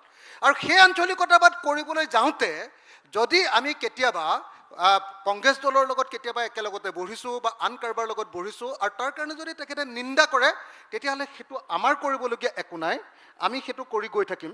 কিন্তু আমি যদি কাইলৈ কংগ্ৰেছ দলক সেই একেটা কাম কৰে, অসমৰ বিৰুদ্ধে অৱস্থান গ্ৰহণ কৰে, ডেফিনেটলি আমি সেই কামটো কৰিম। যেনেকৈ ধৰক কংগ্ৰেছ দলে আমাৰ তাত কৰিছিলে কি আপোনাৰ নদী বান্ধবিলাক বন্ধাই, নামনি সোৱণশিৰি জলবিদ্যুৎ প্ৰকল্পকে ধৰি ডাঙৰ ডাঙৰ প্ৰকল্পবিলাক যেতিয়া কৰিছিলে, সেই প্ৰকল্পবিলাক কৰাৰ ক্ষেত্ৰত অৰ্থাৎ আমাৰ আপোনালোকে তাৰ বিৰোধিতা কৰিছে। জলসম্পদ যেতিয়া লুণ্ঠন কৰিব খুজিছিলে আৰু তাৰ শ্বেয়াৰ যেতিয়া অসমক নিদিয়ে, তাৰ বিৰুদ্ধে আটাইতকৈ বেছি সংগ্ৰাম আমিয়ে কৰিছিলোঁ। তাৰ কাৰণে আপোনালোকে নিজে জানে যে মই অতি কমেও সেই আন্দোলনটোত কমেও 12 বাৰ জেল গৈছিলোঁ। অকল নদী বান্ধৰ সেই আন্দোলনটোত অতি কমেও 12 বাৰ জেল গৈছিলোঁ। আৰু কংগ্ৰেছ দলৰ দুৰ্নীতিৰ বিৰুদ্ধে আটাইতকৈ বেছি সেই সময়ত আকৌ নদী বান্ধৰ আন্দোলনত গৈ আমাৰ দিলীপ দেৱেও আমাৰ আন্দোলনত যোগদান কৰিছিলে, ৰাজনাথ সিঙে গৈও আন্দোলনত যোগদান কৰিছিলে। তেতিয়া আমাৰ সেই যিটো আঞ্চলিকতাবাদী চিন্তা আছিলে সেইটো দিলীপ দাই সমৰ্থন কৰিছিলে। এতিয়া যেতিয়া দিলীপ দাহঁতে যেতিয়া নিজে শাসনলৈ আহি গ'লে বিজেপি, তেতিয়া যেতিয়া চব কথা অসমৰ বিৰুদ্ধে গুচি গ'ল, তেতিয়া তেখেত দিল্লীৰ ছাপোৰ্টাৰ হৈ গ'ল। এইটোতো আমি উপায় নাই, আমাৰ কাৰণেতো এতিয়া বিজেপি দলক বিৰোধিতা কৰাৰ বাহিৰে আমাৰ কোনো বিকল্প নাই।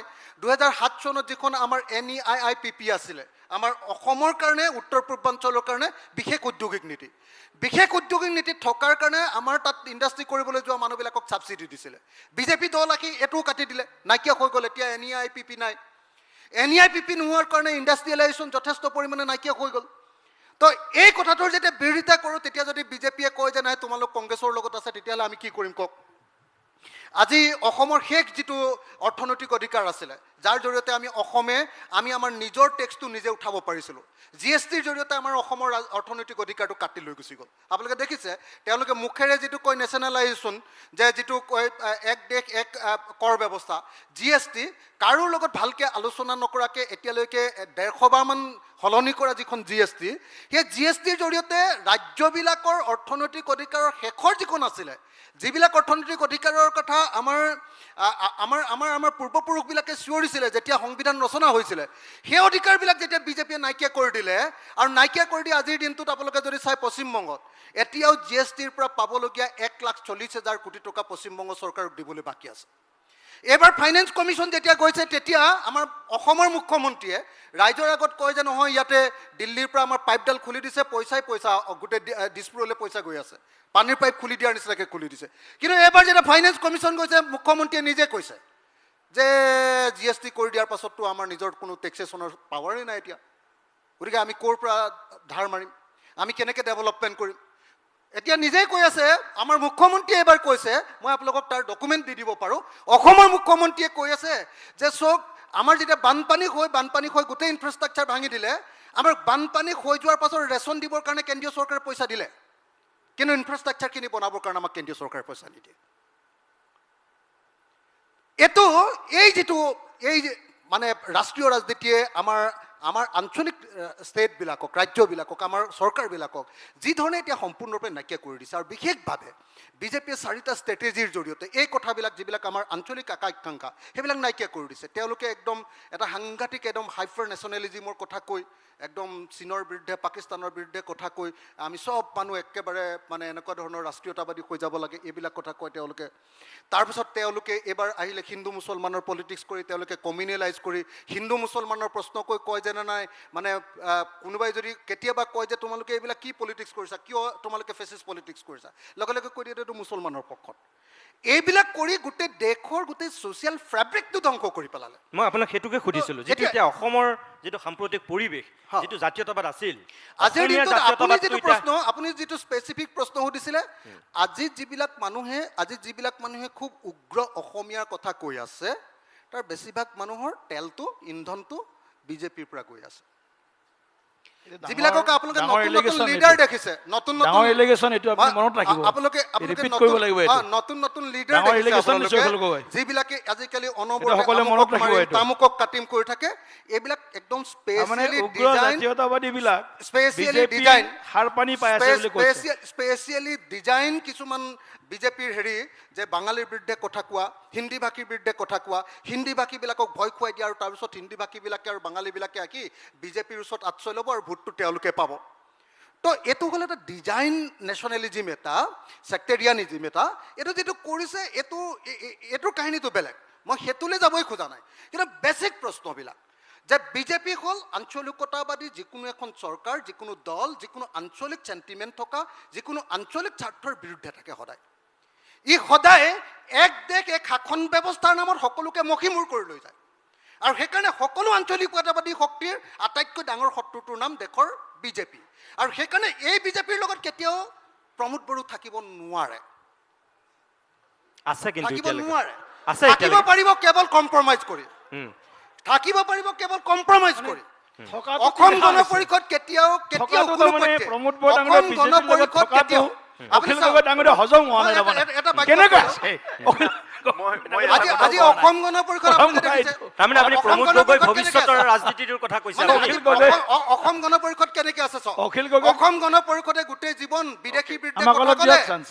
আৰু কৈ দিব আকৌ পটককৈ। বিজেপিয়ে তেওঁলোকক কি কৰিলে সংসদত ক'লে যে তোমালোকে আইনৰ বিপক্ষে কথা কোৱা কিন্তু ভোটটো কাৰণৰ পক্ষত অখিল দা মই এটা বাধ্য কথা কৰি কওঁ দিলে হয়নে তো মানে- এই যিটো কাৰবাৰ যে বিজেপিয়ে গোটেই আঞ্চলিকতাবাদী শক্তিবিলাকক একেবাৰে জিৰ' বনাই পেলালে শুনকচোন সম্পূৰ্ণভাৱে মই নিতুমন দা। নাই, শুনক, মোৰ এটাই কথা আপুনি গোটেই জীৱনটো অপিনিয়ন আৰু যুক্তি দি যাব না জাতিৰ স্বাৰ্থত কিবা এটা কৰিব সেইটোৱে। সমাজৰ স্বাৰ্থত কিবা এটা কৰিব যে বিজেপিৰ লগত থাকি তাইতো। আজি যদি মই শান্তি আনিব পাৰিছো হয়। দুটামান ইনষ্টিটিউচন বনাব পাৰিছো কিবা কাম কৰিব পাৰিছো প্ৰমোদ দা, হা, হয়। তো মই প্ৰমোদ দা। গোটেই জীৱনটো চিঞৰি থাকিম না কিবা এটা কৰিম মোৰ নাই, নাই, কাৰণে কিন্তু প্ৰমোদ দা ঠিক কথা শান্তি অনাৰ কাৰণে আপোনালোকৰ আন্দোলন হোৱা নাছিলে বৰং আপোনালোকৰ জাতিৰ স্বাধিকাৰ তো প্ৰতিষ্ঠাৰ আপুনি কাৰণে পৃথক ৰাজ্যৰ আপোনাৰ- পক্ষপাতি নেকি শুনকচোন, আপুনি পৃথক ৰাজ্যৰ পক্ষপাতি নেকি কওক এতিয়াই কওক আপুনি ছেপাৰেট ষ্টেটৰ Separate state পক্ষপাতি বিচাৰে নেকি? আপুনি? আজি কওক আপুনি বিচাৰে যদি কৈ দিয়ক। দ্বিখণ্ডিত কৰিব বিচাৰে আপুনি কৈ দিয়ক আজি কওক একদম অপেন চবে চাই আছে মানে মই এইটোৱে সুধিম ডিভাইড নাই, আছাম কিবা 50-50 ডিউটি আছিলে। আপুনি ডিভাইড আজি- আছাম 50-50 আলফাৰ সাপোৰ্ট আৰু অখিল ডিমাণ্ড গগৈ আছিল NDP demand divide Assam 50-50 support আৰু অখিল গগৈ ছেপাৰেট ডাঙৰীয়া। ষ্টেট আছিল উল্টাই মই সুধিম আপোনাক অখিল গগৈ লাগে অসম সোধক আৰু মোক। ভাগ ভাগ হৈ যাওক ৰাজ্যখন আপুনি খুদক মই মোক। মই অখিল এতিয়া গগৈ ডাঙৰীয়া উল্টাই সুধিম এইটোৱে এতিয়া নীতি। যে আপুনি মই আজিকালি এতিয়া পৃথক অখিল গৌৰৱ গগৈ নিবিচাৰে স্থাপন নহয় কৰা জানো? প্ৰশ্নৰ আপুনি উত্তৰ মোক দিব সোধক। বিচাৰিছো আপুনি আজিকালি নিতুমণি পৃথক শইকীয়া বড়োলেণ্ড ডাঙৰীয়া। নিবিচাৰে কি মই কৈছে অখিল গগৈ আপুনি আজিকালি পৃথক বড়োলেণ্ড নিবিচাৰে আপুনি দিয়া নাই না মোক নিদিলে মই ৰখি থাকিম নিবিচাৰে নেকি নহয় জানো? মোৰতো আপোনাৰ সমাজখন দলে আমাৰ নিদিলে। নিজৰ। আপুনি নিজৰ লক্ষ্যৰ পৰা আৰু আঁতৰি আপোনাৰ আহিছে দলে নিদিলে তিনিটা নহয়। চুক্তি হৈ গ'ল আপুনি সেইটোৱে। আপোনাৰ বিজেপিৰ লগত থাকি নিজৰ 1993 লক্ষ্যৰ পৰা আঁতৰি আহিছে 1993 বিএসসি চুক্তি হ'ল ৰাপ ষ্টেট নেদিলে 2003 বিটিসি চুক্তি হ'ল ষ্টেট নেদিলে 2020 গোটেই আমাৰ যিখিনি অস্ত্ৰধাৰী দাদা ভাই আছিলে একেলগে আমি শান্তিৰ স্বাৰ্থত চুক্তি কৰিছোঁ যিহেতু কেন্দ্ৰ আৰু ৰাজ্য চৰকাৰে পৃথক ৰাজ্য নিদিয়ে বড়ো জনগোষ্ঠীক আমি তেনেকুৱা ৰাখি থ'ব নোৱাৰো বড়ো জনগোষ্ঠীক আগুৱাই লৈ যাব লাগিব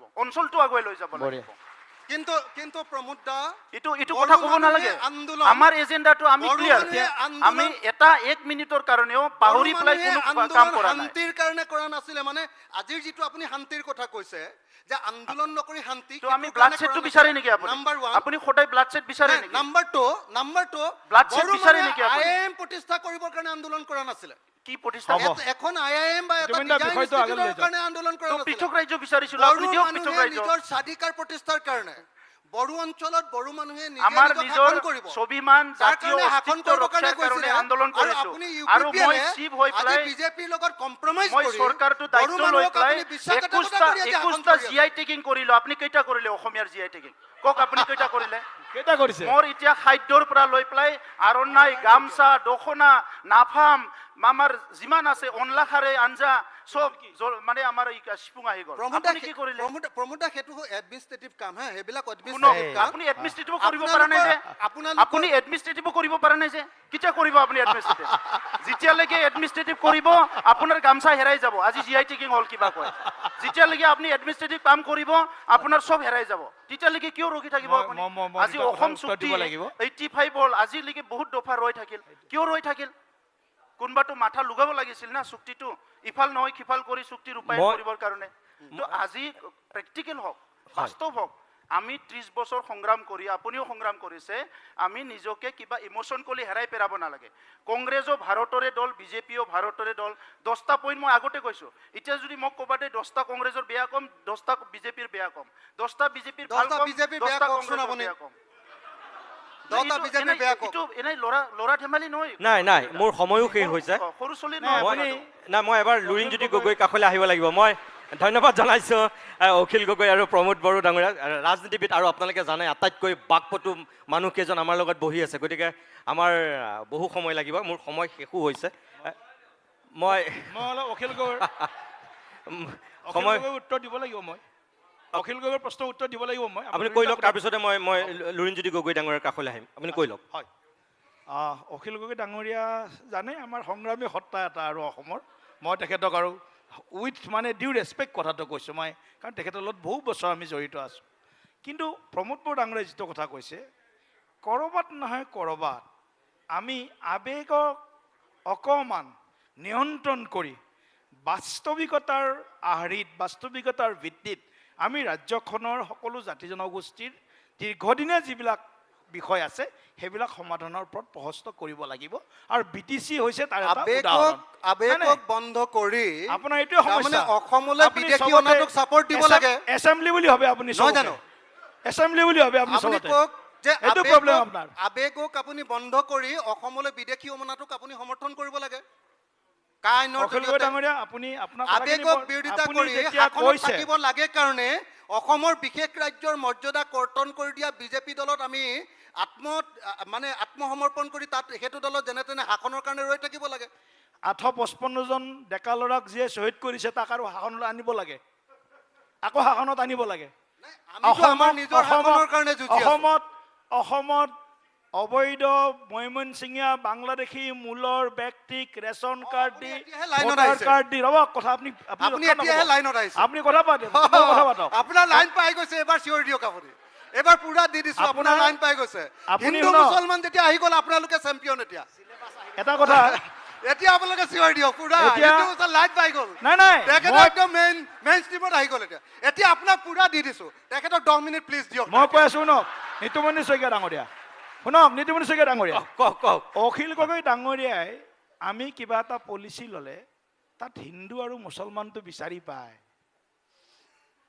যেতিয়া হিতেশ্বৰ শইকীয়া ডাঙৰীয়াই অসমৰ এখন থানাত যদি OC-জন যদি হিন্দু হয় ছেকেণ্ড অফিচাৰজন মুছলমান হ'ব লাগিব যেতিয়া নীতি আনিছিল পলিচি আনিছিল সেইবিলাক ক্ষেত্ৰত কিন্তু তেওঁলোকৰ মুখবিলাক বন্ধ নাম্বাৰ 1 নাম্বাৰ 2 আজি অখিল গগৈ ডাঙৰীয়াই নিবিচাৰে নেকি শ্ৰীমন্ত শংকৰদেৱ গুৰুজনৰ পবিত্ৰ জন্মস্থান বৰদোৱা অনাদি অনন্ত কাললৈ অসমীয়াৰ হাতত সুৰক্ষিত হৈ থাকক পাটবাউসী সত্ৰ অনাদি অনন্ত কাললৈ অসমীয়াৰ হাতত সুৰক্ষিত হৈ থাকক অখিল গগৈ ডাঙৰীয়াই নিবিচাৰে নেকি তাৰ প্ৰশ্নৰ উত্তৰ দিব লাগিব নাম্বাৰ 1 নাম্বাৰ 2 আজি অসমৰ বাল্য বিবাহ বহু বিবাহ অসমৰ মাননীয় মুখ্যমন্ত্ৰী ডাঙৰীয়াই বন্ধ কৰিছে অখিল গগৈ ডাঙৰীয়াই বাল্য বিবাহ বহু বিবাহ চলি থকাটো বিচাৰে নেকি তাৰ উত্তৰ দিব লাগিব অখিল গগৈ ডাঙৰীয়াই মুঠতে অখিল গগৈ ডাঙৰীয়াৰ নেৰেটিভ অখিল গগৈ ডাঙৰীয়াৰ এজেণ্ডা হৈছে অসমৰ খিলঞ্জীয়া মানুহৰ স্বাৰ্থত নহয় একদম মই 100% কৈছোঁ তেওঁ যিমানে গলৰ হীৰা নুফুলাওক কিয় তেওঁৰ এজেণ্ডা সদায় তেওঁৰ সেল্ফ এজেণ্ডা আৰু মই এটা কথা যদি অখিল গগৈ ডাঙৰীয়াই দুটা ৰাজনৈতিক দল কি হ'ব লগা হ'লে কি হ'ব লগা হ'ল অখিল লুৰিণ একলগ হৈ যাব লাগিছিল অসমৰ স্বাৰ্থত দুইটাই বেলেগ বেলেগ আৰু দুইটাই বেলেগ বেলেগ হয় খিচাৰিটো বেলেগকে বনাব ঠিক আছে নিজৰ কাৰণে খিচাৰি বনাব বিচাৰে নাই, অখিল অসমৰ গগৈ- কাৰণে নহয় ধন্যবাদ অখিল গগৈ ডাঙৰীয়া তেওঁ আপোনাৰ পৰা যিহেতু উত্তৰ কেইটামান বিচাৰিছে আপুনি দীঘলীয়া কৰি মই আৰু প্ৰশ্ন সুধিম নাই নালাগে আৰু প্ৰশ্ন সুধিম মই আৰু প্ৰশ্ন সুধিম নাই নাই আপুনি উত্তৰ দিব লাগিব বুলি কৈছিলে কাৰণে মই কৈছোঁ নাই পাছত দিব তেখেতে সময় ভয় আছে। খাইছে উত্তৰটো এই দিলে বেয়া হ'ব বিধানসভাত- বুলি। অঁ ঠিক আছে মই লুৰিণদাই দিয়ক লুৰিণদাই বহুত সময় মই- কোৱা নাই মই- একো। লুৰিণদাই কওক লুৰিণদাই কওক একদম লুৰিণৰ কাষলৈ আহিছোঁ লুৰিণজ্যোতি গগৈ আমাৰ কিন্তু সময় প্ৰায় শেষ হৈছে সেইকাৰণে মই আপোনাৰ কাষলৈ আহিছোঁ আকৌ আমাৰ অডিয়েঞ্চৰ ফালৰ পৰা আপোনালোকক প্ৰশ্ন কৰিব দুই একে সেইটো অধ্যায় আছে মৃণাল তালুকদাৰ আছে মই আপোনাক এইটো শেষত এটা কথা সুধিব বিচাৰোঁ যে এই যে এইমাত্ৰ তেখেতে ক'লে যে আপোনালোক যদি আঞ্চলিক স্বাৰ্থত অসমখনৰ সৰ্বাংগীন উন্নয়ন আৰু বিকাশৰ কাৰণেই যদি আপোনালোকে আঞ্চলিকতাবাদ কৰিছে তেনেহ'লে আপোনালোক এতিয়া ভাগ আজি যিবিলাক জনগোষ্ঠীয় আমাৰ নেতা আছে বা যিবিলাক সংগঠন আছিল যিবিলাক ৰাজনৈতিকভাৱে উত্থান ঘটিছিল সকলোবিলাক কিন্তু এতিয়া মোটামুটি বিজেপিয়ে আপোনালোকৰ ভাষাত গিলি পেলালে আপোনালোকে কয় বিজেপিয়ে গিলি পেলালে যেনে ধৰক এতিয়া তিৱাসকলৰ যিটো ৰাজনৈতিক অধিকাৰৰ কাৰণে ঐক্যমঞ্চ আছিল এতিয়া বিজেপিত চামিল হ'ল গণশক্তি ভুৱন পেগু ৰণোজ পেগু দুগৰাকী সংগ্ৰামী নেতা হিমন্ত বিশ্ব শৰ্মাৰ বিৰুদ্ধে এটা সময়ত বিধানসভাত আটাইতকৈ অখিল গগৈ নৌ অহাৰ অৱস্থাত যিগৰাকীয়ে চকুত হৈ কথা কৈছিল তেওঁই আছিল ভুৱন পেগু এতিয়া সেই ভুৱন পেগু ৰণোজ পেগু বিজেপিৰ লগত আজি কাৰ্বি আংলঙৰ কথা যদি আমি চাওঁ বা বড়ো সকলৰ কথা যদি আমি চাওঁ প্ৰমোদ বড়ো হাগ্ৰামা দুয়োগৰাকীতো বিজেপিৰ লগত এটা সময়ত আছে মিলি গৈছে একত্ৰিত নাই হোৱা কিন্তু মিলি চৰকাৰ কৰিছে মোৰ কথা হ'ল এই জনগোষ্ঠীয় নেতাবিলাকৰ যিটো প্ৰভুত্ব সেইটো তেওঁলোকে কৌশলগত স্থিতিতহে ৰাষ্ট্ৰীয় ৰাজনীতিৰ লগত ক'ৰবাত লগ হৈছোঁ বুলি কৈছে প্ৰমোদ বড়োৱে মাত্ৰ অখিল গগৈৰ লগত যিখিনি যুক্তিতৰ্ক কৰিছে তাত স্পষ্ট হৈছে তেওঁ কৈছে যে মোৰ হাগ্ৰামা মহিলাইও কৈছিল যে মই যদি BTADৰ কাৰণে যি কৰিব লাগে মই সেইটোৱে ৰাজনীতি কৰিম মই কোনো এইবোৰ নীতিবাদ নকৰোঁ মই সুবিধাবাদ কৰিম একদম খোলাকৈ কোৱা বাক্যটোৱে আছিল সেইটোৱেই আৰু প্ৰমোদ বড়োৱে আজি তেনেকুৱাই কৈছে কিন্তু আমাৰ যিবিলাক মূল সুঁতিৰ খিলঞ্জীয়া অসমীয়াৰ আঞ্চলিক ৰাজনৈতিক দল তেওঁলোকৰ ক'ৰবাত নৈতিকভাৱে তেওঁলোক একত্ৰিত হ'ব নোৱাৰাৰ মূলতেই তেওঁলোকৰ ইগ' বা তেওঁলোকৰ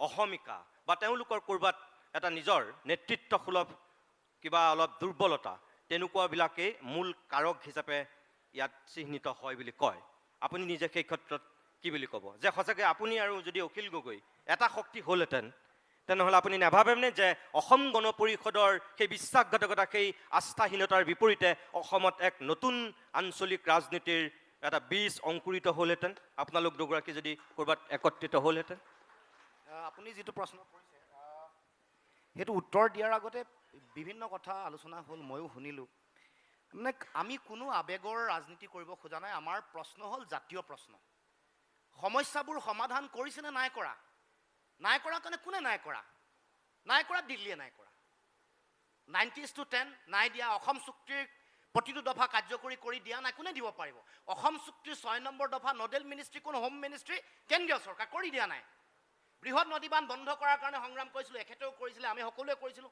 বন্ধ কৰি নাই দিয়া বিজেপিৰ ষ্টেণ্ড আছিলে আমাৰ সেই সময়ৰ বিজেপিৰ সভাপতি ৰাজনাথ সিঙে গেৰুকামুখলৈ গৈ কৈছিলে যে আমি বৃহৎ নদীবান্ধ নিবিচাৰোঁ সৰু ৰান অফ দ্য ৰিভাৰ হ'ব নদীবান্ধ সেইটো বিচাৰোঁ আৰু পাছিঘাটলৈ গৈ প্ৰধানমন্ত্ৰীয়ে কৈছিলে যে আমি বৃহৎ নদীবান্ধ নিবিচাৰোঁ আমি আদৰ্শগত কথাহে ক'ব খুজিছোঁ এই কোনোবা আৱেগ ঢুকুৱা মানুহবোৰক লৈ আমি তেওঁলোক ত্যাগ কৰিলে তেওঁলোকক ঘূৰাই আনিব নোৱাৰে প্ৰমোদ বড়ো ডাঙৰে পাহৰি যাব নালাগে যে AGP চৰকাৰ থকাৰ সময়ত দিল্লীত বিজেপি চৰকাৰ আছিল 96ত গতিকে এইবোৰ কথা মৌলিক কথা গতিকে আমাৰ কথাটো হ'ল এই যিবোৰ মানে আমি কোনেও এই ত্যাগটোক কেতিয়াও আমি ইয়াক আৱেগ সৃষ্টি কৰি আমি ৰাজনীতি কৰিব খোজা নাই আমি সমাধানৰ কাৰণে কিন্তু সমাধানটো হৈছেনে নাই হোৱা আজি যি সময়ত এই অসম চুক্তিখন আখৰে আখৰে পালন কৰিম 16 মে'ৰ পৰা বিদেশী তালি টোপোলা বান্ধি যাব লাগিব বুলি কৈছিল সেই বিজেপিয়ে তেওঁলোকে CAA আনি পিনে 43 বছৰ বিদেশী বুজা অসমক জাপি দিলে নে নাই দিয়া আমাৰ মাটি তেওঁলোকে নিদিওঁ বুলি কৈ বাংলাদেশক মাটি নিদিওঁ বুলি কৈ বাংলাদেশক আমাৰ মাটি দিলে নে নাই দিয়া সীমান্তলৈ গৈ ভাৰতবৰ্ষৰ তিৰংগ পতাকা উত্তোলন কৰিছিল সৰ্বানন্দ সোণোৱালৰ নেতৃত্বত এতিয়া সেই সৰ্বানন্দ সোণোৱালৰ নেতৃত্বত বিজেপিৰ সেই সময়ৰ সভাপতি তিৰংগ পতাকাৰ সন্মান ৰাখিব পাৰিলে নে নোৱাৰিলে মাটি নিদিওঁ বুলি বাংলাদেশক মাটি দিলে তাৰমানে এই যিবোৰ মৌলিক প্ৰশ্ন আমি উত্থাপন কৰিছোঁ সম্পদৰ অধিকাৰ আন কথা বতৰা সেইবোৰ দিব নে নিদিব আৰু আমাৰ নেতৃত্ব মই কওঁতে প্ৰমোদ বড়ো ডাঙৰীয়াই কৈছে আমাৰ নেতৃত্ব বিফল হৈছে সঁচা কথা গণপৰিষদৰ মানে প্ৰফুল্ল মহন্ত বিফল হ'ল, ভিগু ফুকন বিফল হ'ল। এতিয়া তেওঁলোকে সেই লাইনতে সৰ্বানন্দ সোণোৱাল আৰু হিমন্ত বিশ্ব শৰ্মাক ৰাখে নে নাৰাখে, এইটোহে মৌলিক প্ৰশ্ন, যে তেওঁলোকে জাতিৰ কাৰণে আজৰি আনিব পাৰিলে নাই। কথা লুৰিণ, এটা কথা ভুল হ'ব, মই বিফল হোৱা বুলি কোৱা নাই, মই একাউণ্টটোহে কৈছোঁ যে গোপীনাথ বৰদলৈৰ পৰা ডক্টৰ হিমন্ত বিশ্ব শৰ্মালৈকে যিখিনি সমস্যা হৈছে এই কথাই কৈছোঁ, মই কাকো বিফল হোৱা বুলি কোৱা নাই, মোৰ বিফল হোৱা বুলি কোৱা ইণ্টেনশ্যনো নাই। আৰু মই পণ্ডিত জৱাহৰলাল নেহৰুৰ পৰা নৰেন্দ্ৰ মোদী ডাঙৰীয়ালৈ এইটোকে মই এনালাইচিছ কৰি কৈছোঁ। কিন্তু আজি আমাৰ কিবা কাম হোৱা নাই, আৰু আৱেগিক কথা কোৱাৰ কাৰণটো এইটো যে আজি অসমত কি হৈছে কি হোৱা নাই এইটো একেলগে বহি আলোচনা কৰাৰ কোনো পৰিৱেশে নাই, চবে নিজৰ নিজৰ এজেণ্ডা লৈ নিজে নিজে ব্যস্ত হৈ আছে। গতিকে কোনদিনা এনালাইচিছ কৰিব 2024 হ'ল, 2047ত কৰিম না 50ত কৰিম আমি অসমৰ ইণ্টাৰেষ্টত। চ' চবে যদি নিজৰ ৰাজনীতিক ইণ্টাৰেষ্টটো লৈ পেলাই গৈ আছে, তাততো মোৰো ক'ব লগা নাই।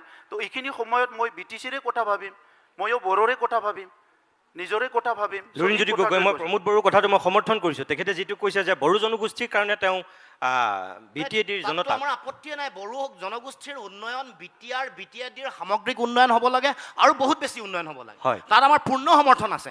কিন্তু আন BTADৰ গোটেই কথা সমস্যাখিনিক ল'লে বুলি অসমৰ সামগ্ৰিক কথা বুটাবোৰক তেওঁ গুৰুত্ব নিদিব নেকি? CA যেতিয়া জাপি দিছিল, CAৰ যোগেদি অহা বিদেশীবোৰে নে অকল ডিব্ৰুগড় তিনিচুকীয়াত থাকিব, BTR নাযাব নেকি? মাটি দখল নকৰিব নেকি? এই প্ৰশ্নটো আজি 43 বছৰ বিদেশী বুজাত যেতিয়া আমি পাম, তেওঁৰ সন্তান সন্ততিবোৰৰ চাকৰি বড়ো মানুহৰ পৰা কাঢ়ি ল'বনে নলয়? তেওঁলোকৰ সন্তান সন্ততিয়ে নাগৰিকত্ব পাব, তেওঁলোকে পাব লগা মাটি ভেটি বড়োলেণ্ড এৰিয়াত ল'বনে নলয়? এইবোৰ মৌলিক প্ৰশ্ন, এইবোৰ জাতীয় প্ৰশ্নহে কৰিব খুজিছোঁ। দ্বিতীয় কথা, মই আপুনি যিটো কৈছে আমাৰ দলবোৰ একত্ৰিত, আমি আঞ্চলিক দল একত্ৰিত হ'বলৈ চিন্তা চৰ্চা কৰিছোঁ। অকল কিয় অখিল গগৈ লুৰিণ গগৈত সমাবদ্ধ কৰিছে, আমি সকলোৰে কাৰণে বাট খুলি দিছোঁ। অজিত ভূঞা ডাঙৰীয়া আহিব, সোণোৱাল কছাৰী গণমঞ্চ আহিব, তাৰলৈ আমাৰ কামতাপুৰ তেওঁলোকে পিপুলছ ফ্ৰণ্ট আহিব। মই ভাবোঁ যে এওঁ যিটো কৈছে, এইটো এখেতৰ এজেণ্ডাই যেন পাইছোঁ, আমাৰ দুটাক মানে লগ কৰাটো কেন্দ্ৰীভূত চিন্তা। আমি সদায় বিকেন্দ্ৰীভূত চিন্তাত আমি বিশ্বাস কৰোঁ। এইটো মোৰ ডেমক্ৰেটিক ZPMৰ দৰে কনচেপ্ট, সকলোৱে নিজে নিজে থাকক, একত্ৰিত হৈ থাকক, একতাত শক্তি আছে। এই কথাটো বুজি নাপালে আপোনালোকৰ সেই মঞ্চখনত UPPL বা BPF কিয় নাই? কেন্দ্ৰীভূত চিন্তা কাৰণে এই কথাটো তেওঁলোকে ক'ব খুজিছে। আপোনালোকৰ সেই মঞ্চখনত BPF বা UPPL কিয় নাই? UPPL অসমৰ জাতীয় প্ৰশ্নত যুঁজিলে সকলো আমাৰ ওচৰলৈ আহিব। জাতীয় প্ৰশ্নত যদি দিল্লীৰ লগত যুঁজে, কম্প্ৰমাইজ নকৰে, অধিকাৰ আজৰি আনিবৰ কাৰণে যদি চিন্তা চৰ্চা কৰে, তেতিয়াহ'লে নিশ্চিত আপোনালোকৰ ওচৰলৈ কিয় আহিব লাগে? আপোনালোক তেওঁলোকৰ ওচৰলৈ বুলি কোৱা নাই, আমাৰ ওচৰলৈ নকওঁ, এইটো কথা কেতিয়াও নহয়। আমি সকলো সমতা, এতিয়া সোণোৱাল কছাৰী এটা জনগোষ্ঠী, আমি সমতাৰ দৃষ্টিভংগীৰে চাম। এইটো কেনেকুৱা? আমিতো বিজেপি নহয় যে ডিক্টেট কৰিম। মই তিতা সঁচা এটা কথা কৈ আমিতো বিজেপি নহয় ডিক্টেট কৰি দিম আমাৰ ফালে আহা। আমি সমতাৰে বড়ো জনগোষ্ঠী আমাৰ অসমৰ জাতীয় জীৱনৰ আটাইতকৈ পুৰণা ভূমিপুত্ৰ জনগোষ্ঠী। তেওঁলোকৰ শক্তি যেতিয়া থাকিব, তেওঁলোকৰ অধিকাৰ যেতিয়া সুৰক্ষিত হ'ব, সমগ্ৰ অসমীয়া জাতি সত্তাৰ হ'ব, এইটো আমি বিশ্বাস কৰোঁ। অসমীয়া জাতি গঠন প্ৰক্ৰিয়াত বড়ো, কাৰ্বি, তিৱা, ৰাভাৰ আটাইতকৈ বেছি অৰিহণা হোৱাটো বেছি উচিত, এই কথা মই বিশ্বাস কৰোঁ। এই বক্তব্য মই ৰাখিছোঁ, কৈছোঁ বিভিন্ন সময়ত, এইটোত কেতিয়াও হিন্দেৰি নাই। আমাৰ অসমৰ জাতি গঠন প্ৰক্ৰিয়াৰ মূল আৰম্ভণি অংশীদাৰিত্ব বড়ো, কাৰ্বি, তিৱা, ৰাভা, মিচিং এইসকলৰ তেওঁলোক ভূমিপুত্ৰ। গতিকে তেওঁলোকৰ অধিকাৰ সুৰক্ষিত হোৱাটো আমি অন্তঃকৰণে বিশ্বাস কৰোঁ। আমি কেতিয়াও এই ক্ষেত্ৰত কোনো দ্বিধাবোধ নাই। মানে তিতা সঁচা এটা কথা কৈ থ'ম, জাষ্ট তিতা কথাটো সঁচাটো ক'ব বিচাৰিছোঁ। তিতা সঁচাটো কথা হৈছে যে ইয়াত যিবিলাক ডিছকাশ্যন হয়, এইটো বাস্তৱত ৰূপায়ণ নহয়। মানে বহুত সময়ত আমি ট্ৰেইনো আমাৰ এৰি যায়, আমাক ফ্লাইটো এৰি যায়। সংগ্ৰামটোতো একেলগে কৰে। আগত তেনেকুৱা বহুত উদাহৰণ আছে। মই লুৰিণক টাৰ্গেট কৰি কোৱা নাই, মই তিতা সঁচাটোহে কৈছোঁ। তিতা সঁচাটো হৈছে 50 বছৰত যদি আপুনি খান্দি চায়, তেনেকুৱা বহুত মানে ঐক্যবদ্ধভাৱে সংগ্ৰাম হৈছে।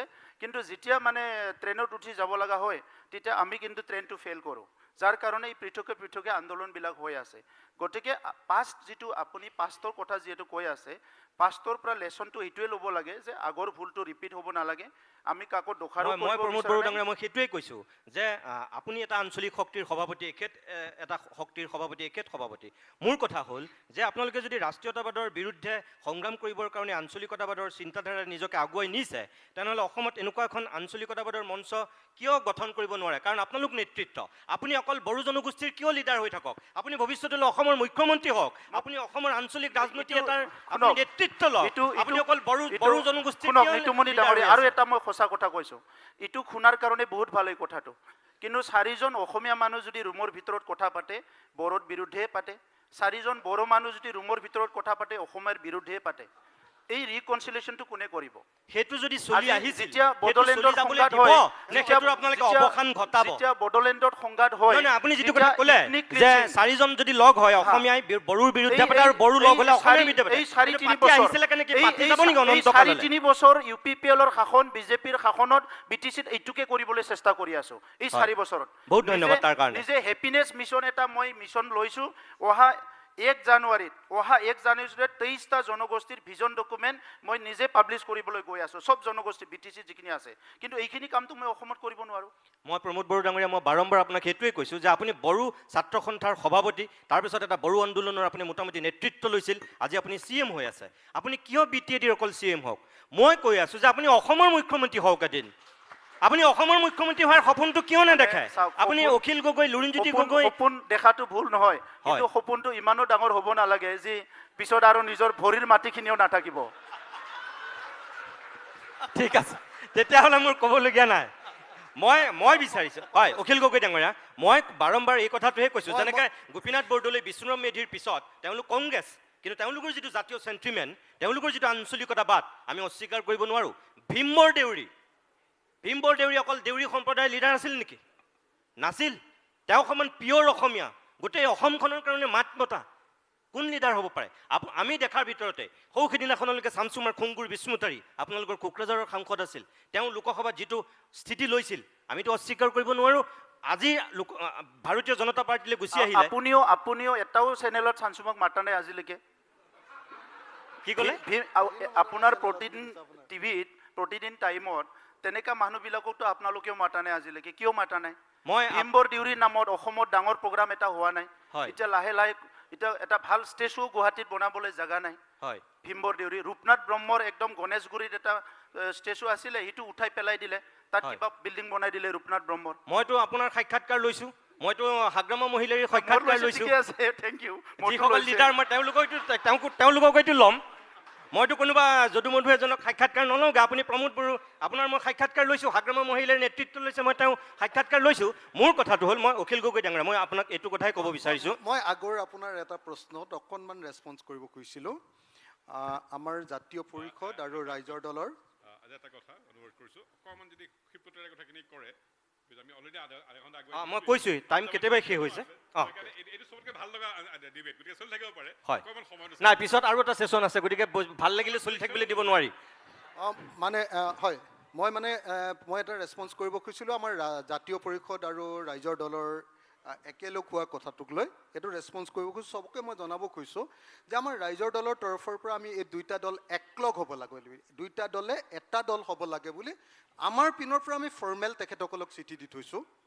এইটো কোনো সন্দেহ ৰখাৰ দৰকাৰ নাই। আনকি কালি যেতিয়া মই লুৰিণক লগ পাইছোঁ তেতিয়াও মই কৈছোঁ যে দৰকাৰ হ'লে মই কেন্দ্ৰীয় কমিটিত নাথাকোঁ, আমাৰ দুইটা পাৰ্টি লগ লাগি এটা সঁচাসঁচিকৈ এটা শক্তিশালী আঞ্চলিক দল গঠন কৰাটো অত্যন্ত প্ৰয়োজন। গতিকে বলটো এতিয়া পূৰা জাতীয় পৰিষদৰ কোৰ্টত। আমাৰ পিনৰ পৰা একদম ফৰ্মেলি ইনফৰ্মেলি আমাৰ মিটিং সকলো ফালৰ পৰা আমি দুইটা দল একলগ কৰিব লাগে বুলি আমি তেওঁলোকক লিখিতভাৱে জনাই থৈছোঁ।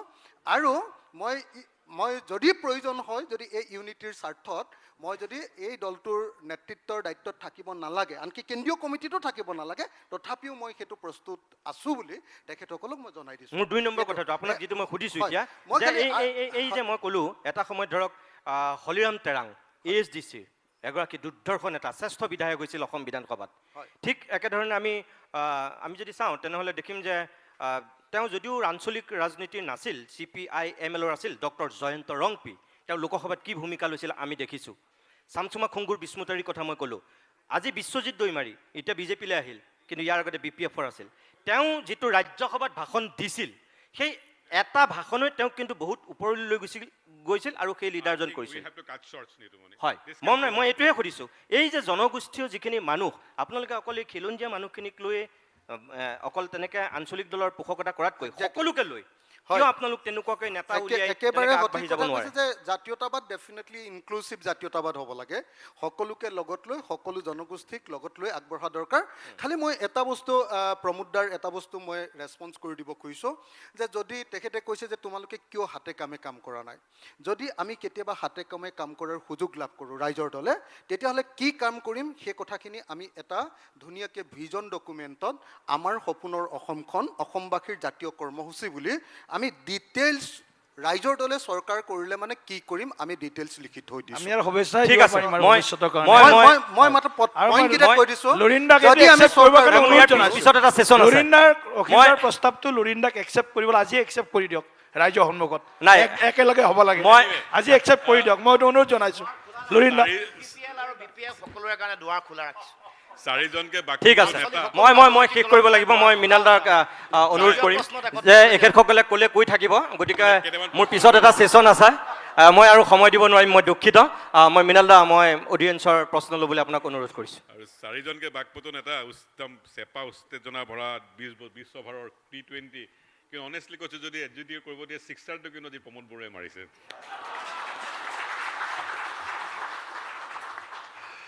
ৰেকিনুৰ আহমেদ আপোনাৰ কেইবাটাও কুৱেশ্যন আছে কিন্তু তাৰে প্ৰথমটো আৰু 2 নম্বৰটো একেলগে ক'ব লাগিব ৰেকিনুৰ আহমেদ বাকীকেইটা কুৱেশ্যন নালাগে এবাৰতো আপোনাৰ আছে মই দেখিছোঁ তোমাৰ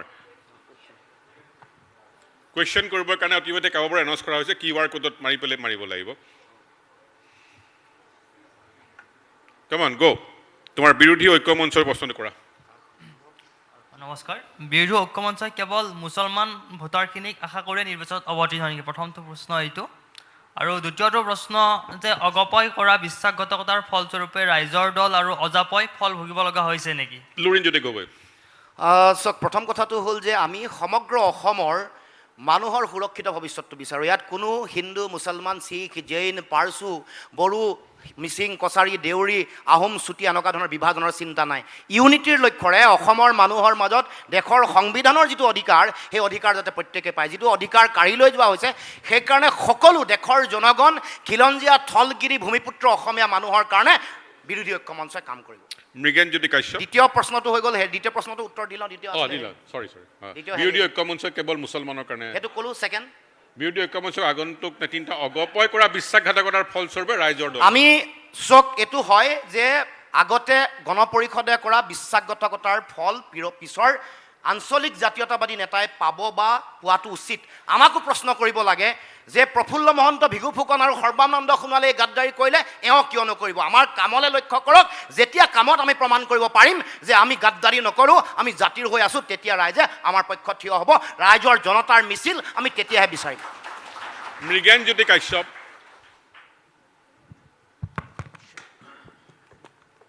আনচাৰটো লুৰিণজ্যোতি গগৈ বা অখিল গগৈ দুজনে দিব পাৰে হয় নমস্কাৰ মই প্ৰশ্নটো আমাৰ শ্ৰদ্ধাৰ সন্মানীয় বিধায়ক অখিল গগৈ ডাঙৰীয়াক সুধিব বিচাৰিছোঁ যে বৰ্তমান নতুন প্ৰজন্মৰ মাজত জাতীয়তাবাদী শক্তিৰ প্ৰতি আস্থা কমি অহা পৰিলক্ষিত হৈছে লাগিলে ৰাষ্ট্ৰীয় প্ৰেক্ষাপটত হওক বা আমাৰ ছাত্ৰ ৰাজনীতিয়ে হওক চ' এই ক্ষেত্ৰত জাতীয়বাদী শক্তিসমূহে নিজকে কেনেকৈ সলনি কৰা আপোনালোকে প্ৰয়োজনীয়তাত অনুভৱ কৰে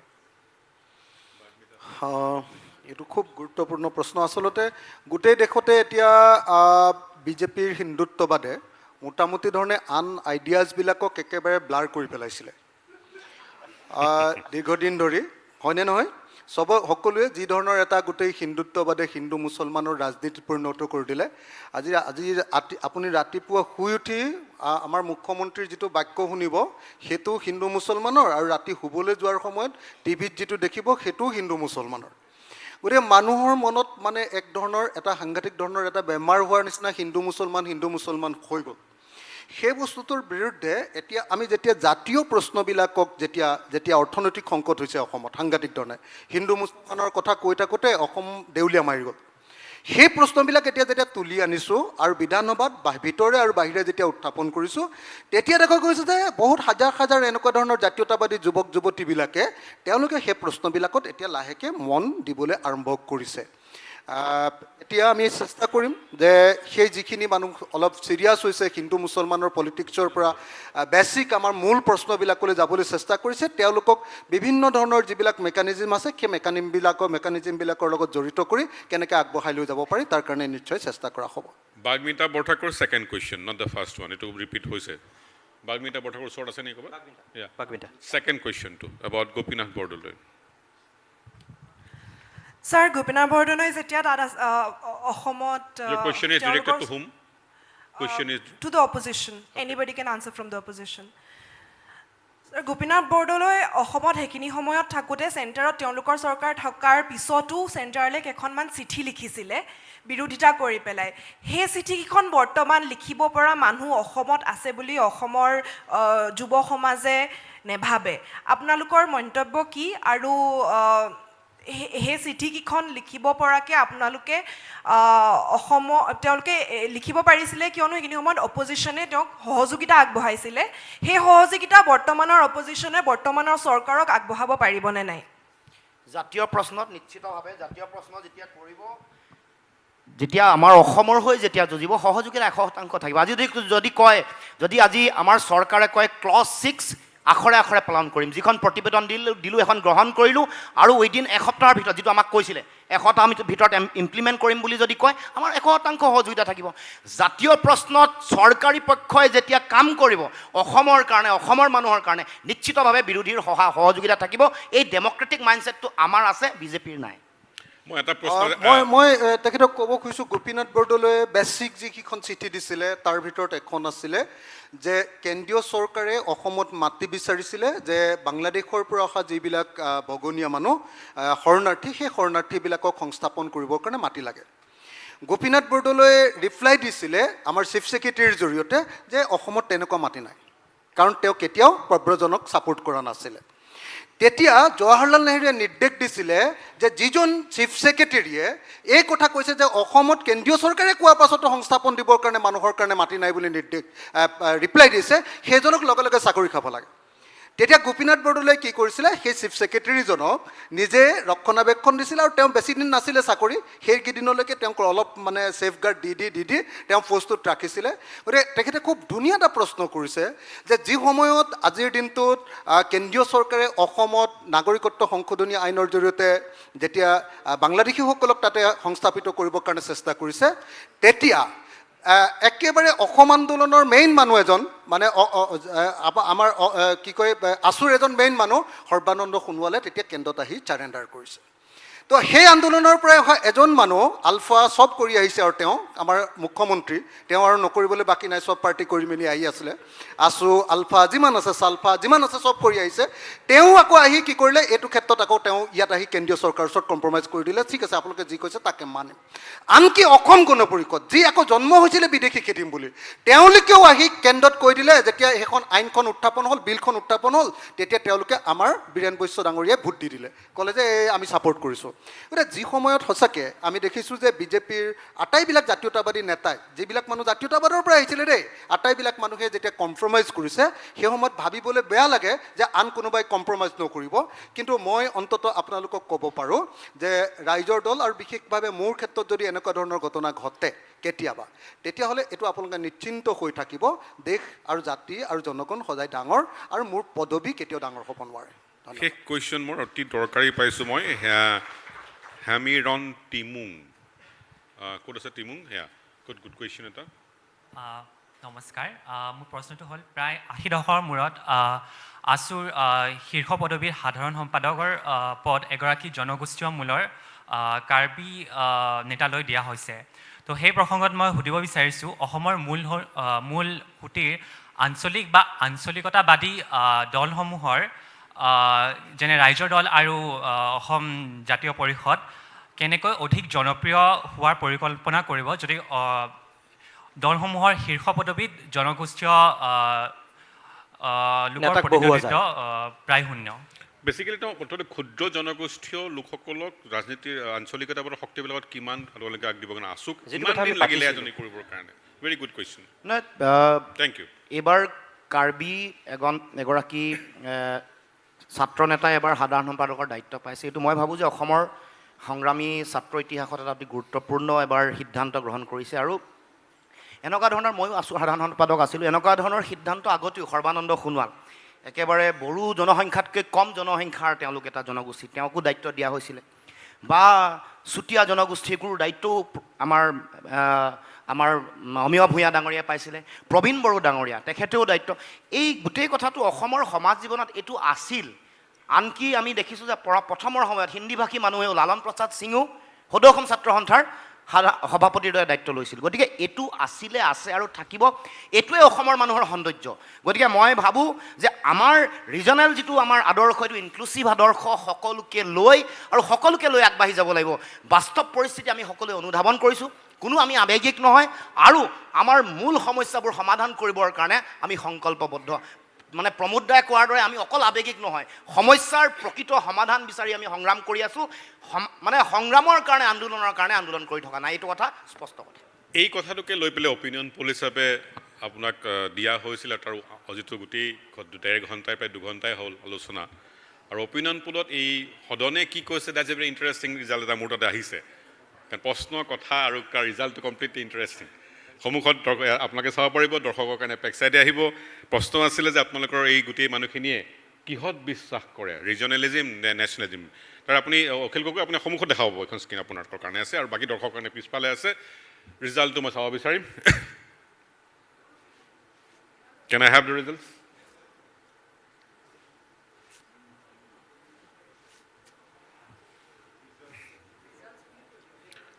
text results to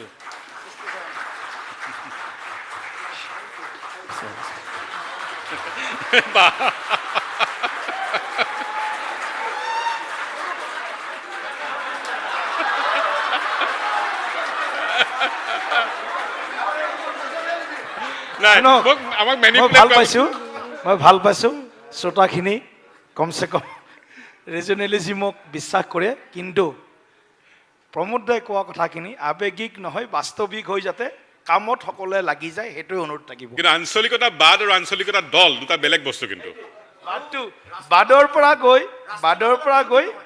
আঞ্চলিকতা বাদ আৰু আঞ্চলিক দল দুটা কিন্তু বেলেগ বস্তু কনফিউজ যাতে মানে নকৰে ধন্যবাদ মোৰ আহিব লাগিব